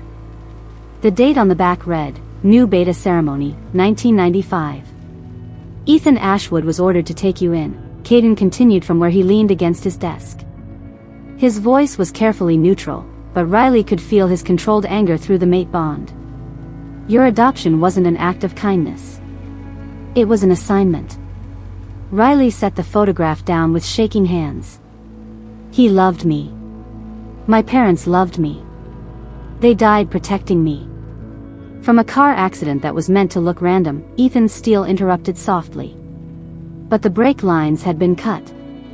Someone found out Ethan Ashwood was harboring the Silver Moon heir, and they eliminated the threat. "Who?" The word came out as barely more than a whisper. "We don't know yet." "But Riley..." Kaden pushed off from the desk, moving closer. "There's more. I can't." Riley stood abruptly, pacing to the window. "I can't handle any more revelations right now. My entire life has been a lie. Everyone I trusted, everyone I loved. Jackson knew." The words hit her like a physical blow. Riley spun around, certain she'd misheard. "What did you say?" "Jackson knew who you were." Kaden's expression was grim. "We found correspondence between his father and yours. Sebastian Cross told his son about your true identity when Jackson turned 18. Riley's legs gave out. She sank into the nearest chair, her mind reeling. "He's known for 5 years?" 5 years, and he never said anything? According to the letters, he was ordered to keep you at arm's length. To reject any romantic advances, to make sure you never got close enough to trust him with secrets that could get you killed. The rejections, Riley breathed. All 7 times. Were his way of protecting you, Ethan's steel finished. Twisted as it was, he thought if he made you hate him, you'd be safer. Riley felt sick. Every cruel word, every public humiliation, every moment she'd felt worthless and broken, it had all been an act. Jackson had known exactly who she was and had chosen to hurt her rather than trust her with the truth. "Where is he?" she asked, her voice deadly quiet. "In the guest quarters," Kaden said. "Riley, I know you're angry." "Angry?" Riley laughed, a bitter sound that echoed off the walls. "I'm furious. The building shook. It was subtle at first, just a tremor that made the windows rattle. Then it happened again, stronger this time, accompanied by a sound that made Riley's blood freeze. Howls. Dozens of them, rising from the forest surrounding the house. Kaden was moving before the sound faded, his phone already in his hand. "This is Alpha Cross. Report." Riley heard the tinny voice of whoever was on the other end, but couldn't make out the words. Kaden's expression grew increasingly grim as he listened. "How many?" he snapped. A pause. "No, hold position. Do not engage until I give the order." He hung up and turned to Riley and Ethan. "We're under attack. Approximately 50 wolves approaching from the north and east. Unknown pack." "Morrison?" Ethan asked. "No. These aren't Morrison wolves." Kaden's voice was flat. "The scouts say they're wearing crimson bands. Pack markings they don't recognize." Riley felt ice form in her veins. "Crimson Fong." Both men stared at her. "You know this pack?" Kaden demanded. "No, but..." Riley closed her eyes, trying to remember something that felt like a half-forgotten dream. "When I was little, my mother, my adoptive mother, used to have nightmares. She'd wake up screaming about wolves with red eyes and crimson markings. She said they were the hunters who never stopped, never gave up. The Crimson Fong pack was disbanded 20 years ago," Ethan said. "They were rogues, mercenaries. They worked for whoever paid the most. Apparently they're back," Kaden said grimly. "And they're here for Riley." Another howl rose from the forest, closer this time. Riley could hear the sounds of her new pack mobilizing, running feet, shouted orders, the metallic click of weapons being readied. "Get her to the safe room," Kaden ordered Ethan. "No." Riley's voice was firm. "I'm not hiding while people fight for me." "Riley." "I said no, Kaden. I'm done being protected. I'm done being kept in the dark." She moved toward the door. "If they want me, they're going to have to go through me." "You don't understand," Kaden caught her arm. "These aren't just any mercenaries. The Crimson Fong pack was known for taking contracts that other rogues wouldn't touch. They're killers, Riley. Professional killers. Then it's a good thing I'm an alpha." Before Kaden could argue further, the front door burst open. Jackson stumbled in, blood streaming from a gash on his forehead, his clothes torn. "They're here," he gasped. "They hit the perimeter guards first. Took them out silently, efficiently." His eyes found Riley. "They're not here to negotiate. They're here to take you." "How many made it past the perimeter?" Kaden demanded, his personal feelings about Jackson set aside in the face of immediate threat. "At least 20 that I saw. But there are more coming." Jackson wiped blood from his eyes. "They've been planning this for a while. They know your patrol routes, your defensive positions. Someone's been feeding them information." "A traitor," Ethan said grimly. "We'll deal with that later." Kaden was already moving, pulling weapons from a hidden cabinet. "Right now we need to." The lights went out. Emergency lighting kicked in a moment later, bathing everything in an eerie red glow. Through the windows, Riley could see fires burning in the distance, the pack house's outer buildings. They cut the power, Jackson said. Standard siege tactics. A new sound reached them, breaking glass from somewhere deeper in the house. They were inside. Jackson, can you fight? Kaden asked, tossing him a silver-bladed knife. Try to stop me. Good. Ethan, coordinate with the pack. I want every available wolf protecting the main house. Kaden turned to Riley. You're staying close to me. Kaden. This isn't up for debate. They moved as a unit through the house, following the sounds of combat. Riley could hear snarls and screams, the crash of furniture being destroyed, the wet sound of claws meeting flesh. Her wolf, Vera, was restless beneath her skin, demanding to be released. The power she discovered during the rogue attack 3 days ago thrummed through her veins, begging to be used. They reached the main living area to find chaos. Shadow Creek wolves were locked in combat with invaders whose eyes glowed an unnatural red in the emergency lighting. The attackers fought with a coordination that spoke of military training, moving as one unit despite being in individual battles. But what caught Riley's attention wasn't the fighting. It was the figure standing calmly in the center of the room, untouched by the violence around him. He was tall and lean, with silver hair and pale skin that seemed to glow in the red light. When he turned toward them, Riley saw eyes the color of fresh blood. Riley Moonstone, he said, his voice carrying easily over the sounds of battle. At last. Who are you? Kaden demanded, moving protectively in front of Riley. I am Gage Nightshade, Alpha of the Crimson Fong Pack. His smile revealed teeth that had been filed to points. And I've come to collect what belongs to us. Nothing here belongs to you, Jackson snarled, moving to Riley's other side. Doesn't it? Gage's laugh was like breaking glass.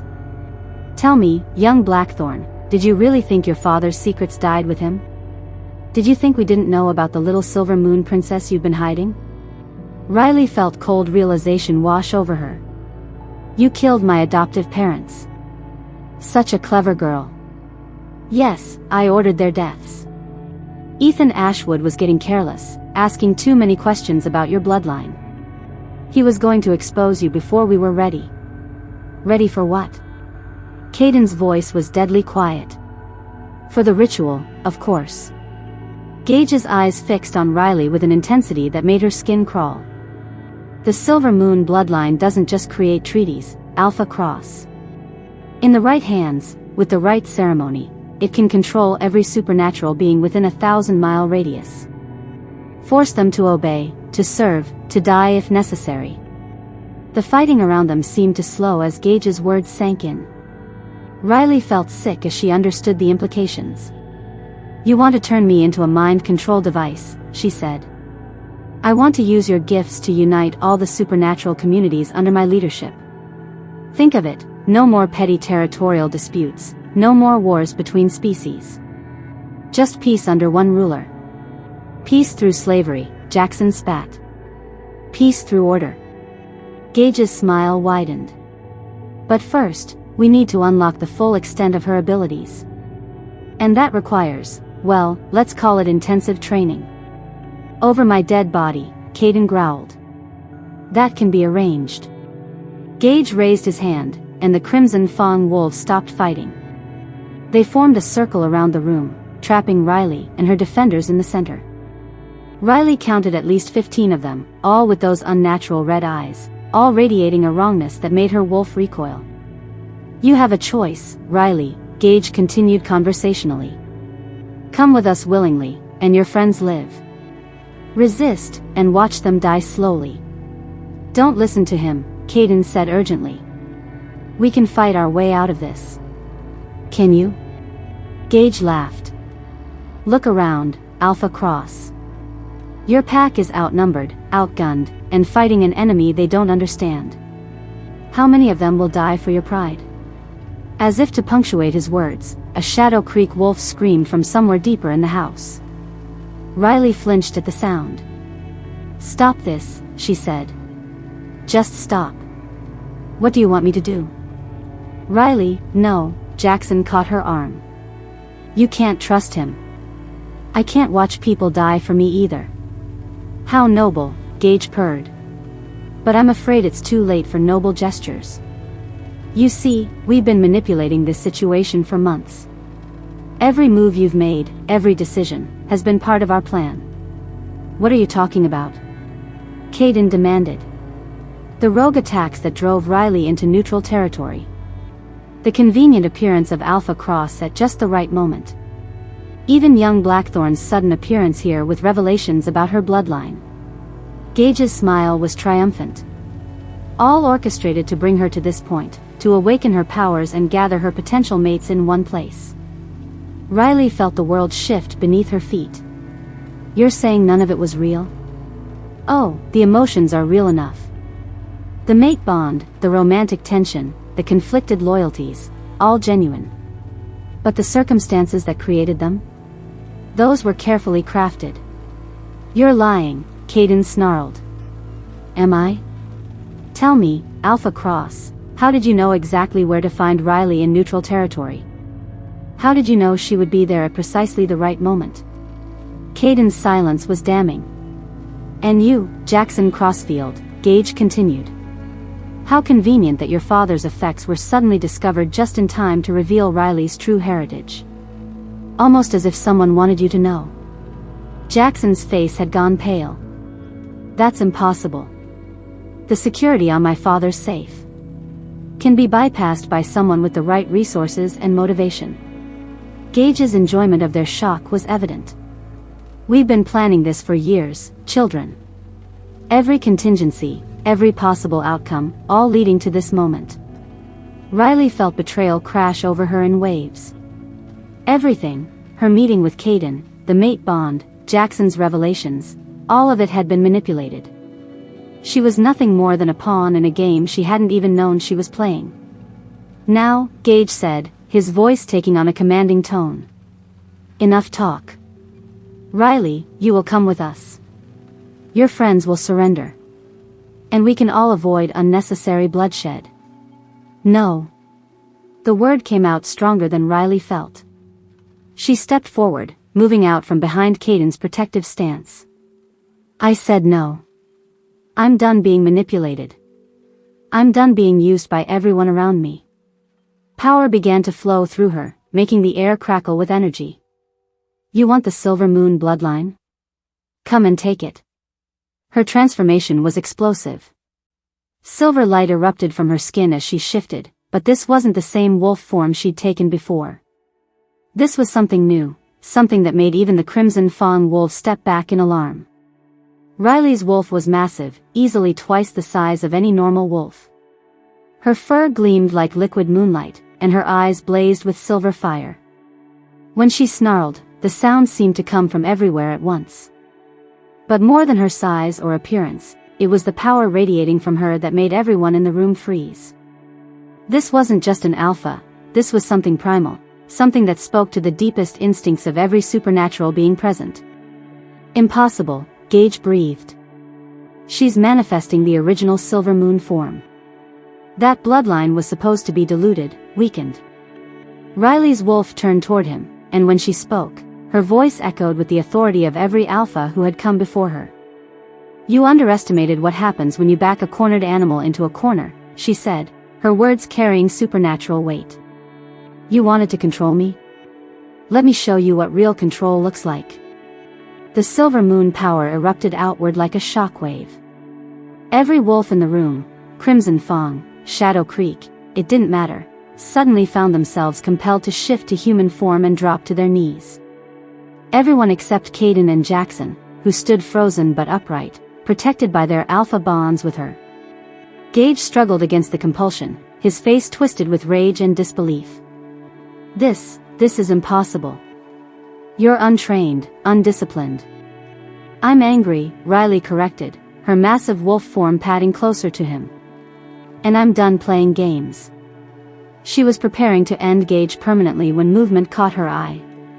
One of the Crimson Fong wolves, younger than the others, with fear rather than madness in his red eyes, had broken free of her compulsion somehow. He was reaching for a weapon, aiming not at her but at Jackson. Riley saw the silver blade gleaming in the emergency lighting, saw the trajectory that would take it straight through Jackson's heart. Time seemed to slow as she made her choice. She could save him. Her power was strong enough to stop the blade, to protect the man who had rejected her 7 times but had spent years secretly trying to keep her safe. Or she could let it happen. Let Jackson pay the price for all the lies, all the manipulation, all the pain he'd caused her. The blade was already in motion. She had seconds to decide. Riley chose mercy. Silver light exploded from her, intercepting the thrown knife and turning it to ash. But the effort of controlling so much power while maintaining the compulsion on the other wolves was enormous. She felt something tear inside her, and blood began to flow from her nose and ears. The distraction was all Gage needed. With a roar of rage, he broke free of her control and lunged, not at Riley but at Jackson, claws extended and death in his eyes. No! Riley threw herself between them, taking Gage's claws across her ribs instead of letting them find Jackson's throat. The silver claws, designed to kill even an alpha, tore through her flesh like paper. Riley collapsed, her wolf form flickering as her strength failed. But her sacrifice had given Kaden the opening he needed. With a roar of pure fury, he shifted and tore Gage's throat out before the Crimson Fong Alpha could strike again. The remaining Crimson Fong wolves, leaderless and confused, scattered into the night. Riley lay on the floor, bleeding silver onto the expensive hardwood, looking up at 2 faces filled with anguish. Jackson had dropped to his knees beside her, his hands hovering over her wounds as if he could heal them through will alone. "Why?" he whispered, his voice broken. "After everything I did to you, why did you save me?" Riley's vision was growing dim, but she managed a small smile. "Because despite everything, despite all the lies and manipulation, I know you were trying to protect me. Even if you did it wrong." "Riley, stay awake," Kaden commanded, his alpha voice trying to hold her to consciousness. "The healers are coming. You're going to be fine." "Am I?" Riley asked weakly. "Because I'm pretty sure Gage's claws were poisoned." The looks on their faces confirmed her fears. As darkness crept in at the edges of her vision, Riley wondered if choosing to save Jackson had been worth dying for. She supposed she'd find out soon enough. Chapter 7. Riley drifted in and out of consciousness, her body fighting the poison coursing through her veins. She was vaguely aware of being moved, of urgent voices around her, of hands pressing against her wounds. But what cut through the haze more than anything was the anguish pouring through her mate bond with Kaden. He blamed himself. She could feel it like a physical weight, his guilt, his rage, his desperate fear that he was going to lose her. The emotions were so intense they actually helped anchor her to consciousness. "The silver poisoning is too advanced," Dr. Cassidy was saying from somewhere above her. "I've neutralized what I can, but without knowing the specific compound." "Then we find out what it was," Kaden's voice, sharp with command and barely controlled panic. "Gage is dead," Jackson's voice, closer than she expected. "We can't exactly interrogate him." "No, but we can interrogate the ones who got away." "Kaden." Ethan Steele's voice, calm and steady as always. "The pack needs their Riley alive," Kaden snarled. "Everything else is secondary." Riley tried to open her eyes, tried to speak, but her body wouldn't obey. The poison was like ice in her veins, slowing everything down, pulling her deeper into darkness. But through the mate bond, she felt Kaden's hand take hers. His touch was warm, real, an anchor in the growing void. "Fight," he whispered, his lips close to her ear. "Please, Riley. Fight." Time became fluid. Riley couldn't tell if she'd been unconscious for minutes or hours when she next surfaced. The first thing she noticed was that the quality of light had changed, no longer the harsh emergency lighting, but the soft glow of candles. The second thing she noticed was the voice speaking nearby. A woman's voice, cultured and familiar in a way that made Riley's blood freeze. "She's stronger than I expected," the voice was saying. "The poisoning should have killed her by now." Maybe because she's not as weak as you thought, Jackson replied, his tone carefully neutral. Riley kept her eyes closed, instinctively knowing that pretending to be unconscious was her best chance to gather information. Through barely cracked eyelids, she could see she was in what looked like the pack's medical facility. Jackson sat beside her bed, but he wasn't alone. A woman stood near the window, her back to Riley. She was tall and elegant, with silver hair that caught the candlelight. When she turned, Riley's heart nearly stopped. The woman looked exactly like her mother. Or rather, exactly like Meline Silverborn would have looked if she'd lived to be 50. "You're staring," the woman said to Jackson with amusement. "I know the resemblance is striking. Meline was my baby sister, after all." "Meline Graves," Jackson said, and Riley heard the tension in his voice. "You're supposed to be dead." Reports of my death were greatly exaggerated. Medeline's smile was cold. "Though I did go to great lengths to make it convincing. Amazing what you can accomplish when everyone believes you don't exist." Riley's mind reeled. This was her aunt. Her mother's sister. The woman who, according to everything she'd been told, had died in the same attack that scattered the Silver Moon pack. "What do you want?" Jackson asked. "The same thing I've always wanted. To restore the Silver Moon pack to its rightful place as the supreme authority over all supernatural beings." Meline moved closer to Riley's bed, and it took all of Riley's self-control not to flinch. "My dear niece is the key to that. Her blood, specifically." "Her blood?" "The Silver Moon bloodline isn't just about creating treaties, young Blackthorn. In its purest form, with the right ritual, it can command absolute obedience from any supernatural being. My sister was too weak to use that power, too concerned with ethics and morality." "But Riley..."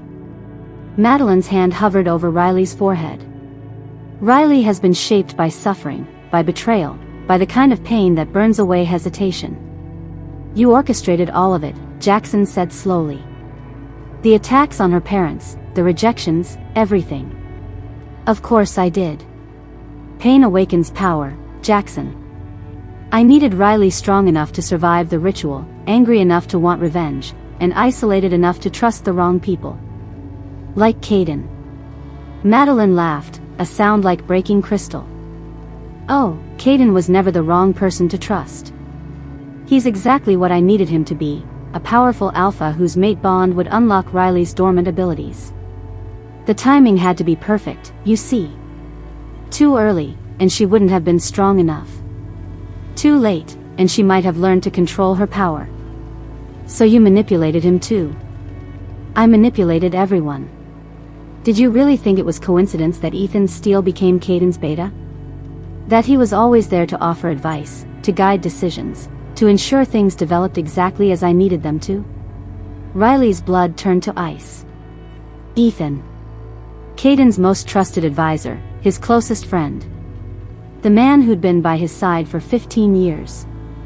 Ethan is your spy," Jackson said, understanding dawning in his voice. "Ethan is my son," Meline corrected. "My eldest child, placed in Shadow Creek Pack when he was barely 20. He's been very useful over the years." The betrayal hit Riley like a physical blow. Ethan, who'd welcomed her warmly to the pack.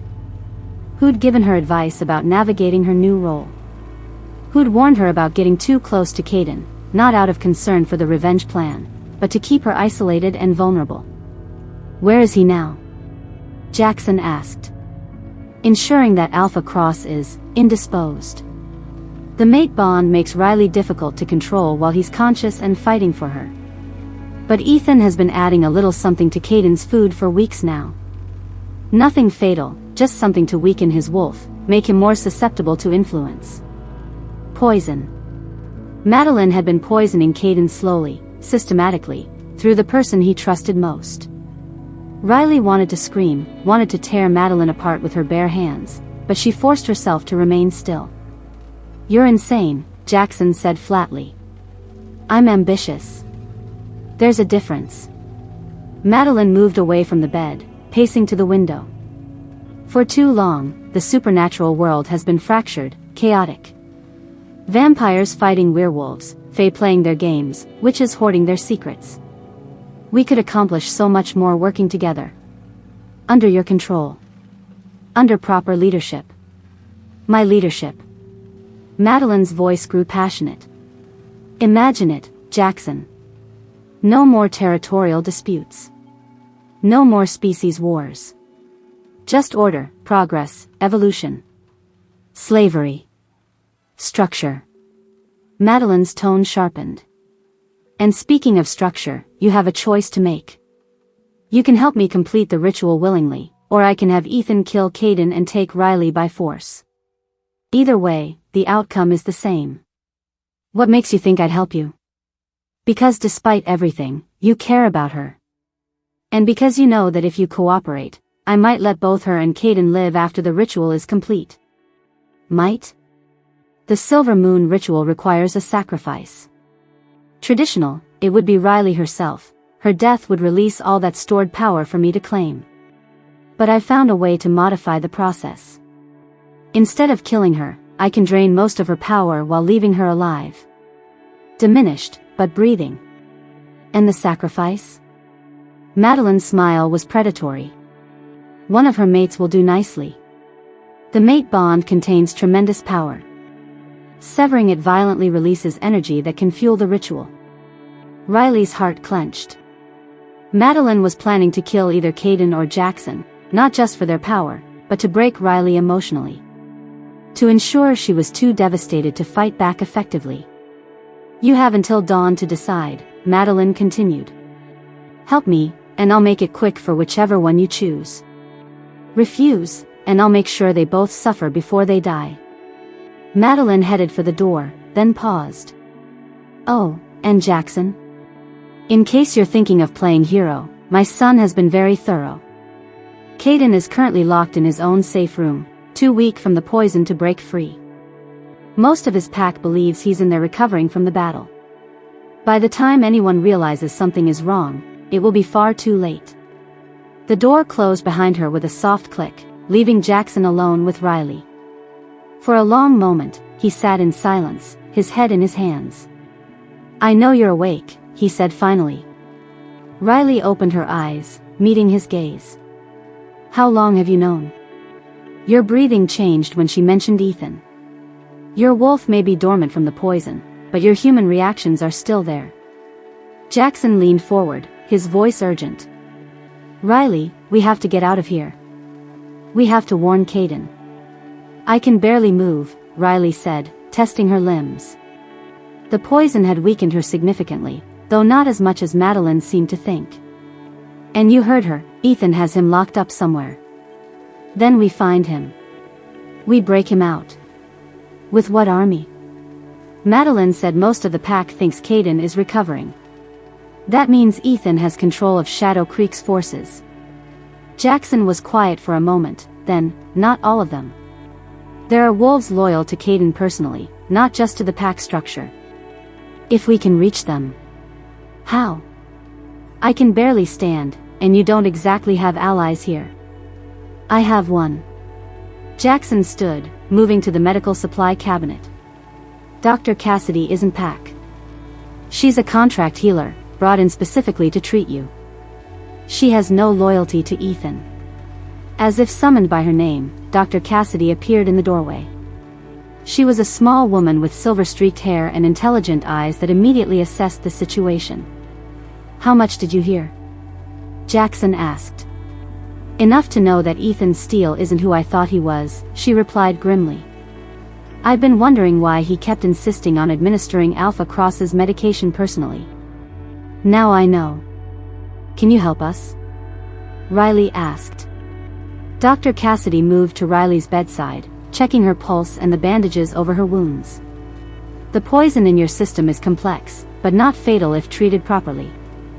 I can give you something to counteract the worst effects, but you'll still be weakened. How weakened? You won't be shifting anytime soon. And your Silver Moon abilities are completely suppressed until the toxin clears your system. Riley nodded. She'd expected as much. What about Kaden? If Ethan has been poisoning him slowly, the effects would be cumulative.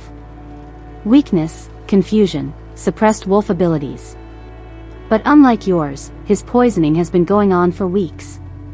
Even if we stop it now, he might not recover fully, Riley finished. Not without the antidote. And I'm guessing Meline isn't going to share that formula. Jackson paced to the window, looking out at the pack grounds. There's something else. Meline said the ritual requires a sacrifice, one of Riley's mates. But Riley isn't mated to me. No, but you've been in love with her for years, Dr. Cassidy said matter-of-factly. Sometimes emotional bonds can be as strong as mystical ones, especially where the Silver Moon bloodline is concerned. So Meline can use either of you, Riley said slowly. Which means she has backup plans. Even if we save Kaden, she can still complete the ritual with Jackson. Unless we stop her first. How? She has Ethan controlling the pack, she has Kaden imprisoned, and she's had years to plan this. We have, what? A few hours and whatever allies we can scrape together? Dr. Cassidy spoke up quietly. You have more than you think. Meline may have planned for many contingencies, but she made one crucial mistake. Which is? She assumed that Ethan's loyalty to her was absolute. But I've been watching him for weeks, ever since the inconsistencies in his behavior started bothering me. He's conflicted, Riley. Torn between the mother who raised him and the alpha who's become his friend. You think he might turn against her? I think he's already starting to question her methods. The way he looked when he brought Kaden's medication tonight, that wasn't the expression of a man comfortable with what he was doing. Hope flickered in Riley's chest. So we turn him. Convince him to help us instead of her. It's risky, Jackson warned.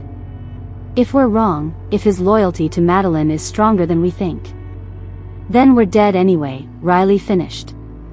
At least this way, we have a chance. Dr. Cassidy moved to her medicine cabinet, pulling out several vials. I'm going to give you something for the poison, and a stimulant that should help with the weakness. But Riley, whatever you're planning, you need to be careful. Your body has been through tremendous trauma. Push too hard, and you could cause permanent damage. Noted. Riley accepted the offered medications, downing them quickly despite their bitter taste. How long until they take effect? 20 minutes for the stimulant, longer for the poison antidote. Then we wait. Riley looked between Jackson and Dr. Cassidy. And we plan. Because when dawn comes, Meline is going to discover that the Silver Moon bloodline is more trouble than she bargained for.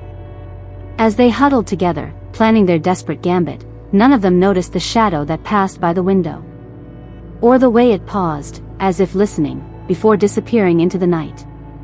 Ethan Steele stood in the darkness outside the medical facility, his hand pressed against the wall, his heart heavy with the weight of choices that had seemed so clear 20 years ago. He'd been young when his mother had recruited him, angry at a world that had taken his father and left his family struggling to survive. Meline's vision of a united supernatural world had seemed like the answer to everything. But 20 years of watching Kaden Blackthorne, of seeing the man's honor, his loyalty to his pack, his genuine care for those under his protection, had changed Ethan. The alpha he'd been sent to spy on had become the best friend he'd ever had. And now Meline wanted him to help kill that friend for the sake of power Ethan was no longer sure he wanted.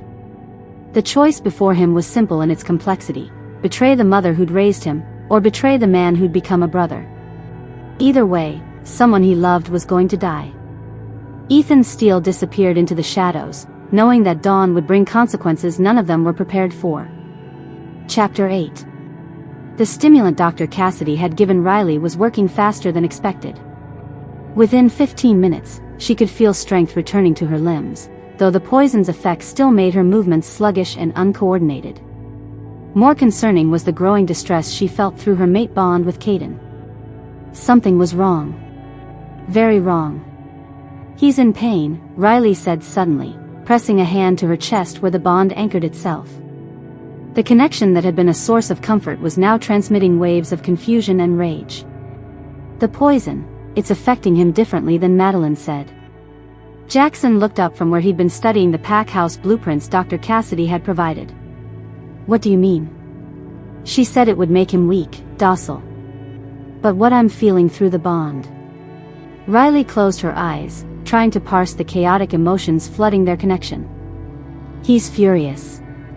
And scared. And he can't tell what's real anymore. Dr. Cassidy frowned, checking her notes. If Ethan has been using a different compound than what Meline intended, some wolf suppressants can cause paranoia and aggression instead of sedation, especially in alpha-level wolves. We need to get to him now, Riley said, struggling to her feet. The room spun, but she forced herself to stay upright. Before he does something that can't be undone. Riley, you're still too weak, Jackson started. A roar of pure rage echoed from somewhere deep in the pack house, so loud and full of fury that the windows rattled. It was followed by the sound of something heavy crashing through walls. That's Kaden, Riley said, her heart clenching. Through the bond, she could feel his wolf fighting for control, his human mind fracturing under the influence of whatever Ethan had been feeding him. He's broken out. They ran through the corridors of the pack house, following the sounds of destruction. Riley had to lean on Jackson for support, her body still not responding properly, but the desperation to reach Kaden drove her forward. They found him in the main hall, and Riley's heart broke at the sight. Kaden stood in the center of the room in his partial shift, not fully wolf, but not human either. His claws were extended, his teeth elongated, and his eyes glowed with an unnatural light that spoke of a mind no longer entirely his own. The expensive furniture around him was in ruins, and deep gouges in the walls showed where his claws had raked stone. Ethan stood near the far wall, his face a mask of anguish. Kaden, please. You need to calm down. Let me help. Help? Kaden's voice was barely recognizable, more growl than words. You've been poisoning me for weeks. Lying to my face while you slowly drove me insane. I never wanted it to go this far, Ethan said desperately. The compound was supposed to be mild, just enough to make you more suggestible. But something went wrong. Everything went wrong. Kaden roared, lunging forward. Ethan barely managed to dodge the claws that would have taken his head off. Kaden. Riley called out, stepping into the room despite Jackson's attempt to hold her back. Kaden spun toward her voice, and when his eyes found her, the madness in them flickered with recognition. For a moment, she thought the bond between them might be enough to bring him back. Then his gaze shifted to Jackson beside her, and the madness returned tenfold. You, Kaden snarled, his attention fixing on Jackson with terrifying intensity. You're here. In my house. With my mate. Kaden, it's not what you think, Riley started. Isn't it? Kaden's laugh was broken, bitter. The poison clears my mind just enough to see the truth. You chose him, didn't you? When Gage attacked, you saved him instead of protecting yourself. You've been choosing him all along. That's not true. Then why is he still here? Kaden began stalking toward them, and Riley could see the predator in every line of his body. Why haven't you sent him away? Why do I feel your emotions shift every time you look at him? Riley's breath caught. The mate bond went both ways. If she could feel Kaden's emotions, he could feel hers. And despite everything, despite the lies and manipulation, she did still have feelings for Jackson. Complicated, painful feelings that she'd been trying to suppress. I can smell him on you, Kaden continued, his voice dropping to a whisper that was somehow more terrifying than his roars. His scent, mixed with yours. How long, Riley? How long have you been planning to leave me for him? Kaden, you're not thinking clearly, Jackson said, stepping protectively in front of Riley. The poison is affecting your judgment. Don't. Kaden's eyes flashed. Don't you dare talk to me about judgment. You rejected her 7 times, and now you think you can just take her back. I'm trying to protect her. From what? From me? Kaden's claws extended further. Maybe you're right. Maybe I am the threat here. Riley felt the shift in his emotions through the bond, the moment when hurt and confusion crystallized into cold, murderous intent. He was going to kill Jackson, and in his poisoned state, nothing she said would stop him. Kaden, please, she tried one more time. But he was already moving, faster than should have been possible even for an alpha. Jackson tried to dodge, but he was still human, still limited by normal reflexes. Kaden's claws caught him across the chest, sending him crashing into the wall with a sickening crack. Blood bloomed across Jackson's shirt as he slumped to the floor, gasping. No. Riley threw herself between them as Kaden advanced for the killing blow. Stop. If you hurt him, you'll hate yourself when the poison clears. Will I? Kaden's claws hovered inches from her throat. Or will I finally be free of the competition? Riley looked into his eyes and saw almost nothing of the man she'd fallen in love with. The poison had stripped away his control, his compassion, leaving only the most primal instincts. Possessiveness. Jealousy. The need to eliminate threats to his mate. She had one choice. One terrible, heartbreaking choice. I reject you, she whispered. The words hung in the air like a curse. Kaden's eyes widened in shock, the predatory focus suddenly replaced by confusion. What? I, Riley Moonstone, reject you, Kaden Blackthorn, as my mate. Each word felt like tearing out a piece of her soul. I sever the bond between us. I release you from any claim to me. The effect was immediate and devastating. The mate bond, which had been a constant presence in Riley's mind for days, simply stopped. The connection that had allowed her to feel Kaden's emotions, that had shared their strength and power, vanished like it had never existed. Riley collapsed to her knees as the loss hit her. It felt like losing a limb, like having part of her heart carved out with a rusty knife. The silver moon power that had been amplified by their bond flickered and died, leaving her feeling smaller, weaker, more alone than she'd ever been. Kaden staggered backward, his own face reflecting the same devastating loss. The poison madness cleared from his eyes, replaced by horror as he realized what had just happened. Riley, no, he breathed. What have you done? What I had to do, Riley said, her voice barely audible. To save his life. To save you from becoming a murderer. But the bond, it can't be restored once it's rejected. You know that, right? We can never. I know. Riley forced herself to look at him, memorizing his face one last time. I know what I've given up. Kaden dropped to his knees beside her, reaching out as if to touch her face, then stopping when he realized he no longer had that right. The poison made me crazy. I wasn't thinking clearly. It doesn't matter, Riley said firmly. What matters is that Jackson is alive. What matters is that you're not a killer. Behind them, Jackson struggled to sit up, one hand pressed to his bleeding chest. Riley, you didn't have to. Yes, I did.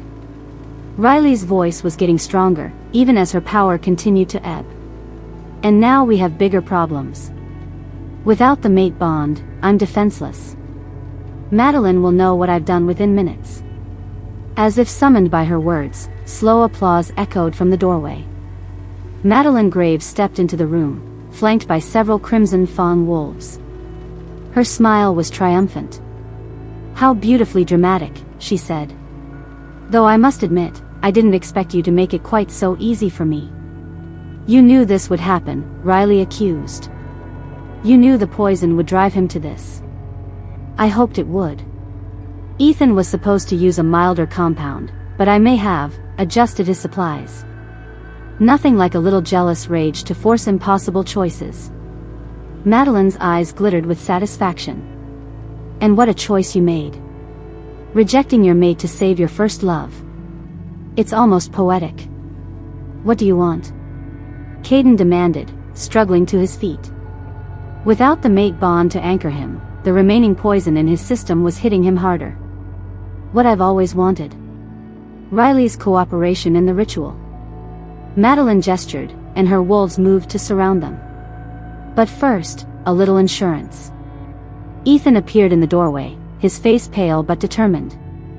He was carrying what looked like a modified tranquilizer gun, loaded with darts that glowed with an eerie blue light. I'm sorry, he said, though it wasn't clear who he was apologizing to. But my mother is right about one thing: the supernatural world needs unification. Too many have died in the endless wars. This isn't unification, Jackson said, still bleeding but managing to stand. This is conquest. Sometimes they're the same thing, Meline said. Ethan, if you please. Ethan raised the gun, his hands shaking slightly. Riley saw his internal struggle, the war between duty to his mother and loyalty to his alpha. For a moment, she thought he might refuse. Then his expression hardened, and he pulled the trigger. The dart hit Riley in the shoulder, and immediately she felt a new kind of poison flooding her system. Not the silver toxin from Gage's claws, but something that felt like liquid exhaustion. Her legs gave out, and darkness crept in at the edges of her vision. A mild paralytic, Meline explained conversationally as Riley collapsed. You'll be conscious but unable to move for several hours. Perfect for transport. Where are you taking her? Kaden demanded, trying to reach Riley but stopped by the crimson Fong wolves. Somewhere safe, where she can prepare for the ritual. Meline knelt beside Riley's prone form. Did you know, dear niece, that the blood moon is in 3 days? Perfect timing, really. Blood moons amplify silver moon power, making the ritual much more effective. Riley tried to speak, tried to move, but her body no longer obeyed her commands. She could only watch helplessly as Medeline's wolves lifted her. The beautiful part, Meline continued, is that the ritual requires willing participation. Oh, not willing in the sense that you want to die, that would be too much to ask. But willing in the sense that you choose to sacrifice yourself for a greater good. She'll never agree to that, Jackson said fiercely. Won't she? Medeline's smile was cold. When the alternative is watching everyone she cares about die slowly? When I start with the youngest members of both packs and work my way up? I think you'll find Riley has a very strong protective instinct. As they carried her toward the door, Riley managed to catch Ethan's eye. He was staying behind, she realized, maintaining his cover as Kaden's loyal beta. But there was something in his expression, regret, determination, and what might have been a message. With tremendous effort, Riley forced herself to speak, her voice barely a whisper that only supernatural hearing could catch. Blood moon, she breathed, hoping Ethan would understand. 3 days. Tell them. Ethan's eyes widened slightly, and he gave an almost imperceptible nod. What did she say? Meline demanded. Nothing coherent, Ethan lied smoothly. The paralytic affects speech first. Meline studied him for a moment, then shrugged. No matter. We have what we came for. As they carried Riley out into the night, she caught a last glimpse of Kaden and Jackson standing together in the ruined hall. The two men who had both loved her, now united by loss and the desperate need to save her. The irony wasn't lost on her. It had taken her rejection, her capture, and the threat of her death to finally bring the Shadow Creek and Moonridge packs together. She just hoped it would be enough. As unconsciousness finally claimed her, Riley's last thought was a prayer to whatever powers might be listening: let them find her before the blood moon rose. Because once Meline had what she wanted, Riley suspected that death would be a mercy compared to what would come after. The ritual would make Meline the supreme alpha of all supernatural beings. And with that kind of power, the world would never be free again. 3 days. That's all the time left to stop an apocalypse that Riley herself had inadvertently set in motion. The countdown to the blood moon had begun. Chapter 9. Riley woke to the sound of chanting. Her body was still paralyzed from Ethan's dart, but her mind was clear, and what she saw when she forced her eyes open made her blood freeze. She was lying on a stone altar in what appeared to be an ancient cave, surrounded by dozens of candles that cast dancing shadows on the walls. The air smelled of incense, old blood, and something else, something that made her wolf recoil in instinctive terror. Dark magic. The kind that had been forbidden for centuries. Meline stood at the head of the altar, dressed in ceremonial robes that had probably been white once but were now stained with rusty brown patches. In her hands, she held an ornate silver dagger that seemed to drink in the candlelight rather than reflect it. Around the cave, arranged in a perfect circle, stood nearly 30 wolves. But these weren't the crimson Fong wolves Riley had seen before. These were different, older, more primal, with eyes that held an intelligence that was definitely not human. "Ah, you're awake," Meline said without looking down. "Perfect timing. I was just explaining to my ancestors how we're going to restore the Silver Moon Pack to its rightful glory." "Ancestors?" Riley managed to whisper, though speaking took tremendous effort. "The original Silver Moon Alphas. The ones who created the bloodline binding rituals in the first place." Medeline's smile was radiating madness. "It took me 20 years to figure out how to call them back from the spirit realm, but they're quite eager to see their legacy restored." Riley's eyes adjusted to the dim light, and she realized with horror that the wolves around her weren't entirely solid. She could see through them in places, and when they moved, it was with the fluid grace of beings no longer bound by physical laws. Ghosts. Meline had summoned the ghosts of dead alphas to witness her ritual. "The blood moon rises in 2 hours," Meline continued, raising the dagger to catch the candlelight. "And then, my dear niece, you'll help me become something this world has never seen, an alpha with the power to command every supernatural being in existence." "I'll never help you," Riley said, putting as much strength as she could into her voice. "Oh, but you will. Because helping me is the only way to save the people you love." Meline gestured, and images began to appear in the smoke rising from the incense. Riley saw Shadow Creek territory, saw Moonridge lands, both under attack by creatures she didn't recognize. "My followers are currently visiting both packs. They have orders to kill 1 person every hour until the ritual is complete. Starting with the youngest." Riley's heart clenched as she saw a child, couldn't be more than 10, cowering in what looked like the Shadow Creek school building while something with red eyes stalked through the hallways. "You're a monster," Riley breathed. "I'm a visionary. There's a difference." Meline set the dagger down and began arranging other items on a smaller altar nearby, bowls, vials of various liquids, and what looked suspiciously like more human remains. "But I wasn't always. Once upon a time, I believed in your mother's naive ideals about cooperation and harmony. My mother was a good person. Your mother was a fool who got our entire pack killed because she couldn't make the hard choices." Medeline's voice hardened. "Do you want to know what really happened that night? The night our parents died?" Despite herself, Riley found herself listening. "Meline, your mother, had discovered that someone was hunting Silver Moon descendants. Killing them one by one, trying to wipe out our bloodline completely. She wanted to go into hiding, to scatter what was left of our pack to the winds." Meline began mixing substances in one of the bowls, and the smell that arose made Riley's eyes water. "I wanted to fight back. To use our power to crush whoever was threatening us. So you betrayed her. So I made a deal." Medeline's hands stilled. "I contacted Sebastian Cross and told him where to find Meline and Ethan. In exchange, he promised to protect me and help me rebuild the Silver Moon Pack under my leadership." The confession hit Riley like a physical blow. Her aunt, her own blood, had sold out her parents for power. "But Sebastian double-crossed me," Meline continued bitterly. "He killed Meline and Ethan, but then he tried to kill me too. Apparently, he decided that no Silver Moon bloodline was safer than a controlled one. So you killed him in revenge." "Eventually. It took years of planning, but yes. I arranged for Sebastian's death, and I made sure it looked like an accident." Medeline's smile was cold. "But not before I'd learned everything he knew about suppressing Silver Moon abilities. Do you know how I kept you weak all these years, Riley?" Riley's blood turned to ice. "What?" "The tea your grandmother used to give you for your constitution. The vitamins the pack doctor insisted you take. Even the shampoo your adoptive parents bought, all of it laced with compounds designed to keep your wolf dormant."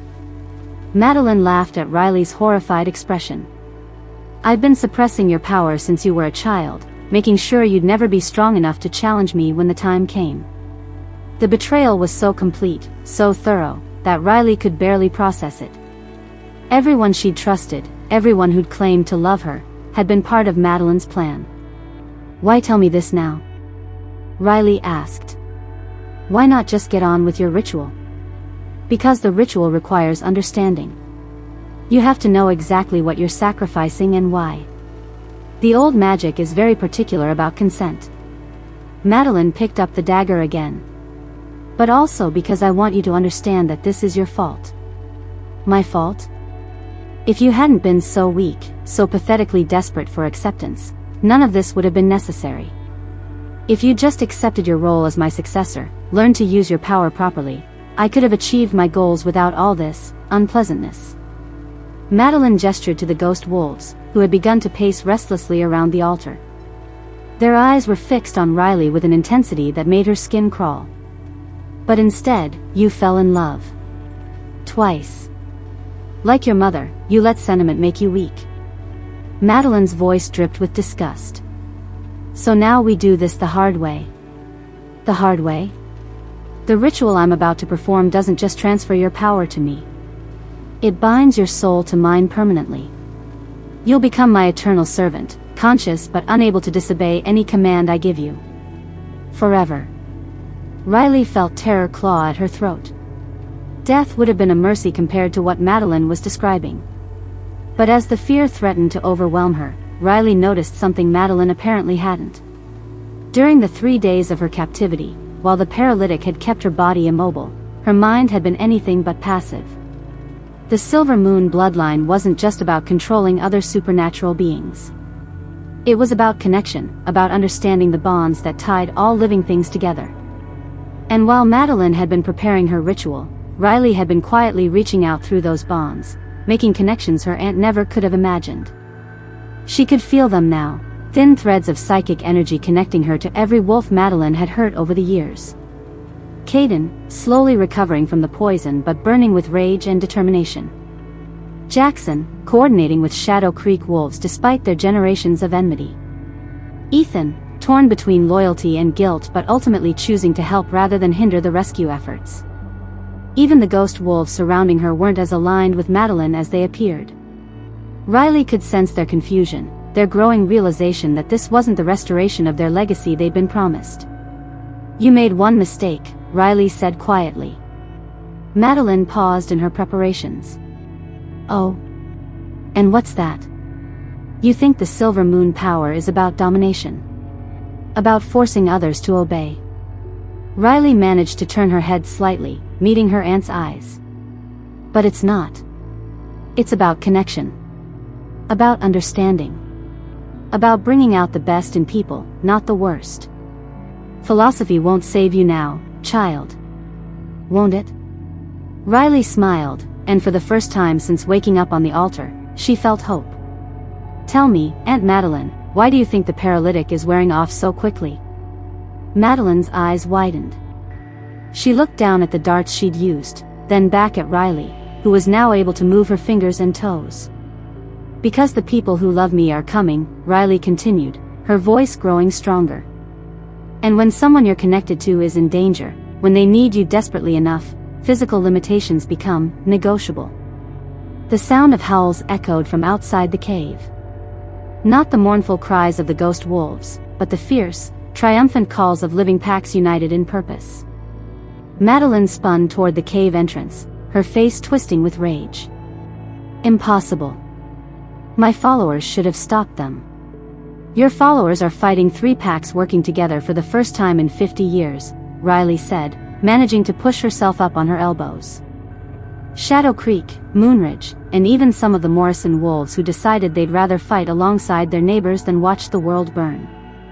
Through her psychic connections, Riley could feel the battle raging outside. It was fierce and bloody, but her people were winning. Medeline's forces, for all their dark magic and supernatural enhancements, couldn't stand against the combined might of wolves fighting for something they believed in. "No matter," Meline snarled, raising the dagger high. "I don't need the full ritual. Your blood alone will give me enough power to." The dagger never completed its downward arc. Kaden burst into the cave in his full wolf form, moving faster than anything should have been able to move. He hit Meline mid-strike, sending her flying across the cave to crash against the far wall. Behind him came Jackson, also shifted, his wolf form slightly smaller than Kaden's but no less deadly. And behind Jackson came Ethan, his face grim but determined. The ghost wolves suddenly materialized fully, no longer translucent but solid and snarling. They moved to defend Meline, but Riley was ready for them. "Stop," she commanded, pouring every ounce of Silver Moon authority into her voice. The ghost wolves froze mid-charge. Their eyes, which had been fixed on the intruders, slowly turned to Riley. "You were called here under false pretenses," Riley told them, struggling to sit up fully as sensation returned to her legs. "This isn't about restoring the Silver Moon legacy. This is about perverting it." The largest of the ghost wolves, probably the original Silver Moon Alpha, padded closer to the altar. When he spoke, his voice echoed from everywhere and nowhere at once. "What would you have us do, last daughter of our line? Help me stop her. Help me restore the true purpose of our bloodline, protection, not conquest." The ghost Alpha looked between Riley and Meline, who was struggling to her feet with blood running from her nose. His ancient eyes seemed to weigh generations of choices and consequences. "The girl speaks truth," he said finally. "This ritual, it is an abomination. A corruption of everything we built." "You don't understand," Meline gasped, wiping blood from her mouth. "The supernatural world is fracturing. Without strong leadership, without unity." "Unity cannot be forced," the ghost Alpha interrupted. "It must be chosen. You have forgotten this truth." Medeline's face contorted with rage. "Then I'll complete the ritual without your help." She lunged for the dagger she'd dropped, but Jackson was faster. His wolf form intercepted her, and they went down in a snarling tangle of claws and teeth. Riley felt power flooding back into her system as the paralytic finally wore off completely. But more than that, she felt the connections she'd been building over the past 3 days crystallizing into something new. Not the dominating force Meline had tried to create, but something far more powerful, a network of willing cooperation and mutual protection. Through her psychic links, she could feel every wolf in the battle outside. Could sense their fear, their determination, their growing hope as Medeline's forces began to retreat. And underneath it all, she felt something that made her heart soar, the mate bond with Kaden, restored not through magic but through choice. Through his decision to risk everything to save her, and her decision to forgive the poison-induced madness that had driven them apart. "Kaden," she called out, and his wolf form immediately turned toward her. Even in his shifted state, she could see the relief in his eyes at finding her alive. But their reunion would have to wait. Meline had broken free from Jackson and was making one last desperate play. She'd retrieved the dagger and was advancing on Riley again, her eyes wild with madness. "If I can't have your cooperation," Meline snarled, "I'll settle for your death. Your blood alone won't give me everything I want, but it will be enough to start with." She raised the dagger, and this time nothing stood between her and Riley. Except Riley herself.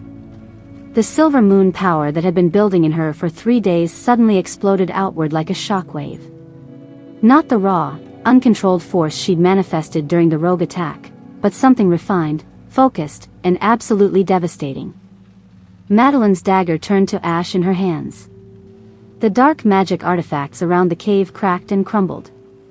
Even the ghost wolf stepped back from the sheer intensity of Riley's power. "You want to see what the Silver Moon bloodline can really do?" Riley said, rising from the altar with power crackling around her like silver lightning. "Let me show you." She reached out through her psychic network, connecting not just with the wolves fighting outside but with every supernatural being within 100 miles. Vampires, fae, witches, even the wild spirits that lived in the deepest parts of the forest, all of them suddenly felt the call of the Silver Moon. But instead of compelling them to obey, Riley offered them something else. A choice. A chance to be part of something bigger than themselves, something built on cooperation rather than conquest. The response was immediate and overwhelming. Power flowed back to Riley through hundreds of willing connections, each one freely given, each one strengthening the whole. Meline staggered backward, her face pale with shock. "That's impossible. No one can connect with that many beings at once." The strain alone should kill you. It would kill someone trying to dominate them, Riley agreed. But when they're offering their power freely, when they want to be part of the network, there's no strain at all. Only strength. Meline made one last desperate attempt to flee, but the ghost wolves blocked her path. They had chosen their side, and it wasn't hers. Meline Graves, the ghost alpha intoned, for the crime of corrupting the Silver Moon legacy and betraying your own bloodline, we banish you from the spirit realm. You will find no rest among your ancestors. And for the crimes of murder, manipulation, and attempted genocide, Riley added, her voice carrying the weight of absolute authority, I strip you of your wolf. You are no longer part of any pack, any family, any supernatural community. You are nothing. The Silver Moon power flowed out of Riley one more time, but this was different.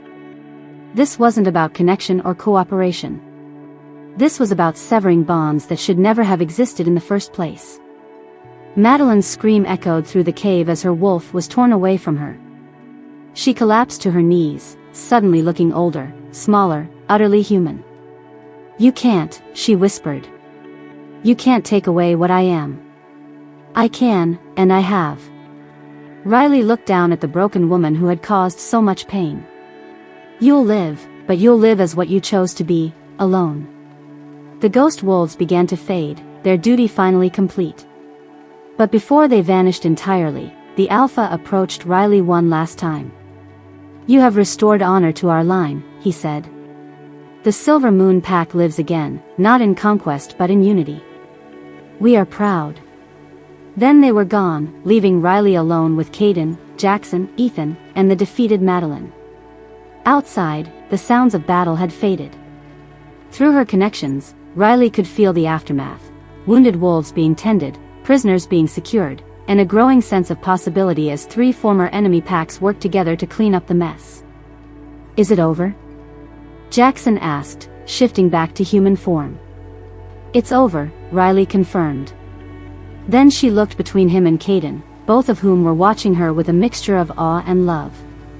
But I think it's also just the beginning.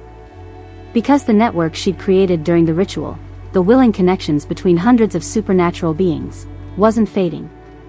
If anything, it was growing stronger.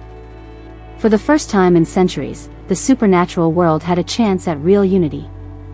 Not through conquest or coercion, but through choice. And Riley Moonstone, last of the Silver Moon Alphas, would be there to guide them every step of the way. Chapter 10.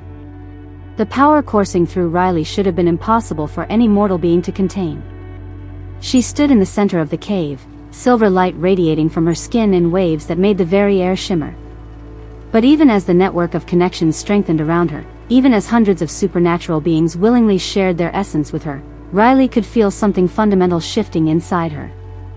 This wasn't just about accessing her Silver Moon heritage anymore. This was something deeper, older, more primal than anything the bloodline had ever produced. Riley, Kaden said urgently, his voice cutting through the rush of power in her mind. You need to stop. Your body can't handle this much energy. But Riley barely heard him. Because in the moment when she'd stripped Meline of her wolf, when she'd absorbed all the stolen power her aunt had accumulated over 20 years of manipulation and murder, something had awakened. Memories that weren't hers flooded her consciousness. Images of a time before packs, before territories, before the endless wars that had defined the supernatural world for centuries. She saw herself, but not herself. A woman who looked exactly like her, standing on a moonlit plateau surrounded by the first wolves ever to take human form. The original Silver Moon Alpha. Not just a powerful leader, but something far more significant. The Alpha Goddess. The first spirit to bridge the gap between human and wolf, the divine being who had created the very concept of the pack bond. Impossible, Meline whispered from where she knelt on the cave floor, her human eyes wide with disbelief. The goddess died millennia ago. Her spirit was supposed to have passed into legend. Not died, Riley said, but her voice carried harmonics that seemed to come from everywhere at once. Waiting. Sleeping. Until the need was great enough to justify awakening. The silver light around her intensified, and suddenly Riley could see the truth that had been hidden for generations. The Silver Moon Pack hadn't been destroyed by politics or territorial disputes. It had been deliberately scattered because they'd been the guardians of a secret too dangerous for any one group to control. They'd been protecting the dormant spirit of the Alpha Goddess, passing it down through their bloodline, waiting for the time when the supernatural world would need divine intervention to survive. That time was now. The stolen power, Riley said, turning toward Meline with eyes that now blazed like stars. All those you killed, all those you manipulated, their essence is still trapped in the artifacts you used for the ritual. I can feel them. Medeline's face went pale. You can't. Even if you are what you claim to be, the binding spells are too complex. Not for me. Riley raised her hands, and the broken artifacts around the cave began to glow. One by one, wisps of silver light emerged from them, the stolen life force of Medeline's victims over the years. Dozens of them, maybe hundreds, all the wolves who had died to fuel her aunt's mad quest for power. I return what was taken, Riley declared, her voice echoing with divine authority. I restore what was stolen. I heal what was broken. The wisps of light swirled around her, and through her psychic network, Riley felt their gratitude, their relief, their joy at finally being free. One by one, they faded into peace, but not before each one added their strength to hers. The process should have killed her. The human body, even one with alpha wolf genetics, wasn't designed to channel that much spiritual energy. Riley felt herself beginning to burn out from the inside, her mortal form struggling to contain the divine essence awakening within her. She's dying, Jackson said urgently. The transformation is too much. Her body can't. He was right. Riley could feel her physical form starting to disintegrate, consumed by the very power that was supposed to heal the world. She was becoming pure spirit, pure energy, losing all connection to the mortal realm. But she couldn't stop. Not when she was so close to undoing generations of pain and hatred. Not when she finally had the power to create the unity her people desperately needed. Let me help, Kaden said, stepping forward despite the dangerous energy crackling around her. No, Riley managed to say. If you touch me now, the power will burn you alive. Then I'll burn. His voice was calm, resolute. But I won't watch you disappear. Not again. Before Riley could stop him, Kaden pressed his hand against her shoulder. The contact should have incinerated him instantly. Instead, something unexpected happened. The mate bond they shared, strengthened by their recent reunion, created a conduit for the excess energy. Kaden's alpha strength, considerable in its own right, began absorbing some of the divine overflow, making it possible for Riley to maintain her mortal form. But even with Kaden sharing the load, it wasn't enough. The goddess energy was too vast, too ancient, too powerful for even two alphas to contain. My turn, Jackson said quietly. Riley started to protest, but Jackson was already moving. He placed his hand on her other shoulder, and suddenly the load was divided 3 ways. It shouldn't have worked. Jackson wasn't her mate, wasn't connected to her through bonds of magic. But as the 3 of them stood together, Riley realized that some connections went deeper than mystical ceremonies or ancient rituals. Love. Not romantic love, though that was part of it, but the deeper kind of love that connected all living things. The love that had made Jackson spend years trying to protect her in his misguided way. The love that had driven Kaden to risk everything to save her. The love that had made Riley choose mercy over vengeance, healing over hatred. That love became a bridge, allowing the 3 of them to share the burden of divine transformation. Together, Riley whispered, and suddenly she understood what the Alpha Goddess had been trying to show her. The supernatural world hadn't been fractured by political differences or territorial disputes. It had been broken by the loss of connection, the forgetting of the fundamental truth that all their peoples shared common origins, common needs, common dreams. But it could be healed. Not through conquest or coercion, but through the willing choice to stand together, to share burdens, to remember that strength came from unity. The silver light emanating from Riley began to change, becoming warmer, more welcoming. Instead of the overwhelming radiance of pure divinity, it became something approachable, something that invited rather than demanded.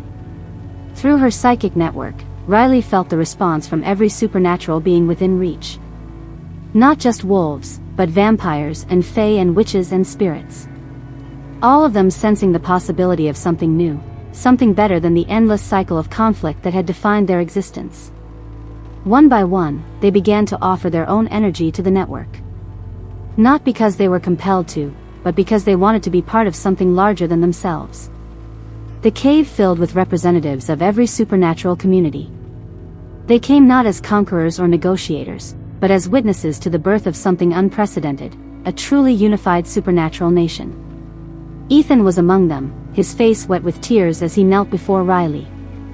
"Forgive me," he said. "I should have seen what she was doing. Should have stopped it sooner."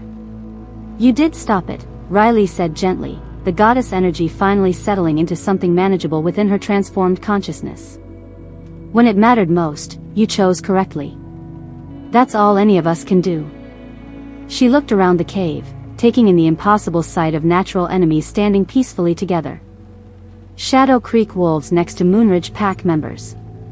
Morrison wolves sharing space with vampires and fae. Even some of Madeline's former followers, freed from her influence and eager to make amends.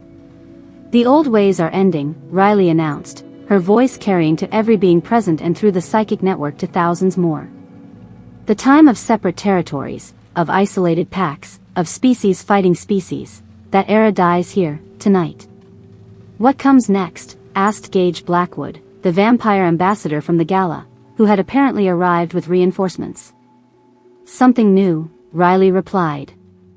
"A confederation of supernatural communities, united by choice rather than conquest. Territory boundaries dissolved, replaced by districts where all species can live and work together. Pack loyalty expanded to include not just wolves, but any being willing to contribute to the common good." The idea should have been met with resistance, with fear, with the knee-jerk territoriality that had driven centuries of conflict. Instead, Riley felt waves of excitement, hope, and possibility flowing through the network. People were tired of fighting. They wanted peace, prosperity, the chance to build something better for their children. Who will lead this confederation? The question came from Sarah, Kaden's legal counsel, who had clearly been thinking about the practical implications. Riley looked at Kaden and Jackson, both still supporting her through their physical connection. The three of them had become something new together, not just individuals, but a symbol of unity, of the possibility of transcending old hatreds. "We will," she said simply. "Kaden as my mate and co-alpha. Jackson as beta and voice of the Moonridge integration. Myself as the bridge between all communities." "And what about love?" Jackson asked quietly, his voice meant only for her and Kaden. "What about the choice you were supposed to make between us?" Riley smiled, feeling the last pieces of a cosmic puzzle clicking into place. "I realized I was asking the wrong question. It was never about choosing between you. It was about choosing to heal the wound that separated you in the first place." She gently extracted herself from their supportive touch, the divine energy now fully integrated into her being. The silver light faded to a warm glow that seemed to emanate from her skin itself, not overwhelming, but unmistakably present. "Jackson," she said, taking his hands. "I love you. I always have. But it's the love of deep friendship, of shared history, of two people who helped each other become who they were meant to be. Can that be enough?" Jackson was quiet for a long moment, studying her face. Then he smiled, the first truly peaceful expression she'd ever seen from him. "It's everything," he said. "Being your friend, your beta, your partner in building this new world, that's more than I ever dared to hope for." Riley turned to Kaden, who was watching her with an expression of wonder and love so intense it took her breath away. "And you," she said. "My mate, my anchor, my choice made freely and completely. Are you ready to help me change the world?" "I've been ready since the moment I found you by that creek," Kaden replied, pulling her into his arms. "Whatever comes next, we face it together." Their kiss was witnessed by representatives of every supernatural community, sealing not just their personal bond but the alliance between their peoples. 6 months later, Riley stood on the balcony of the new Confederation headquarters, watching the sun set over what had once been neutral territory. Below her, the first integrated supernatural city was taking shape, wolves and vampires working side by side on construction projects, Fey artists collaborating with witch engineers, children of all species playing together in parks that had been designed for multiple needs. It wasn't perfect. There were still tensions, still individuals who resisted change, still problems that seemed impossible to solve. But they were trying, and that effort was making a difference. The Morrison Pack has agreed to join the Eastern District, Kaden said, joining her on the balcony with a stack of reports. And the Pacific Coast vampires want to discuss trade agreements. Good, Riley said, then winced slightly as a sharp kick reminded her of the other change in her life. Kaden's hand immediately went to her rounded belly, his touch gentle but protective. How are you feeling? Like I'm carrying the world's most active future alpha, Riley laughed. I swear this child is going to be born knowing how to shift. Given their parentage, that's probably not far from the truth. Riley leaned back against Kaden's chest, one hand resting over his where it covered their unborn child. The baby had been conceived on their official mating night, 3 months after the Confederation's founding. A new generation that would grow up in a world where cooperation was the norm, where the ancient hatreds their parents had inherited would be nothing more than history lessons. Any word from the Southern Territories? She asked. Jackson's making progress with the coastal packs. Slow, but steady. Kaden's voice held none of the old jealousy when he mentioned Jackson. The three of them had found their equilibrium, their roles clearly defined and mutually supportive. He should be back next week. Good. I miss having him around. So do I, Kaden admitted. Strange how that worked out. Riley was about to respond when something caught her eye. A figure standing at the edge of the forest, barely visible in the gathering dusk. Tall, female, watching the headquarters with an intensity that made Riley's newly enhanced senses prickle with warning. Kaden, she said quietly. Look at the tree line. Southeast of the main gate. Kaden's eyes followed her gaze, and his body tensed. I see her. Human, but... He paused, concentrating. There's something else there. Something that doesn't belong. The figure seemed to realize she'd been spotted.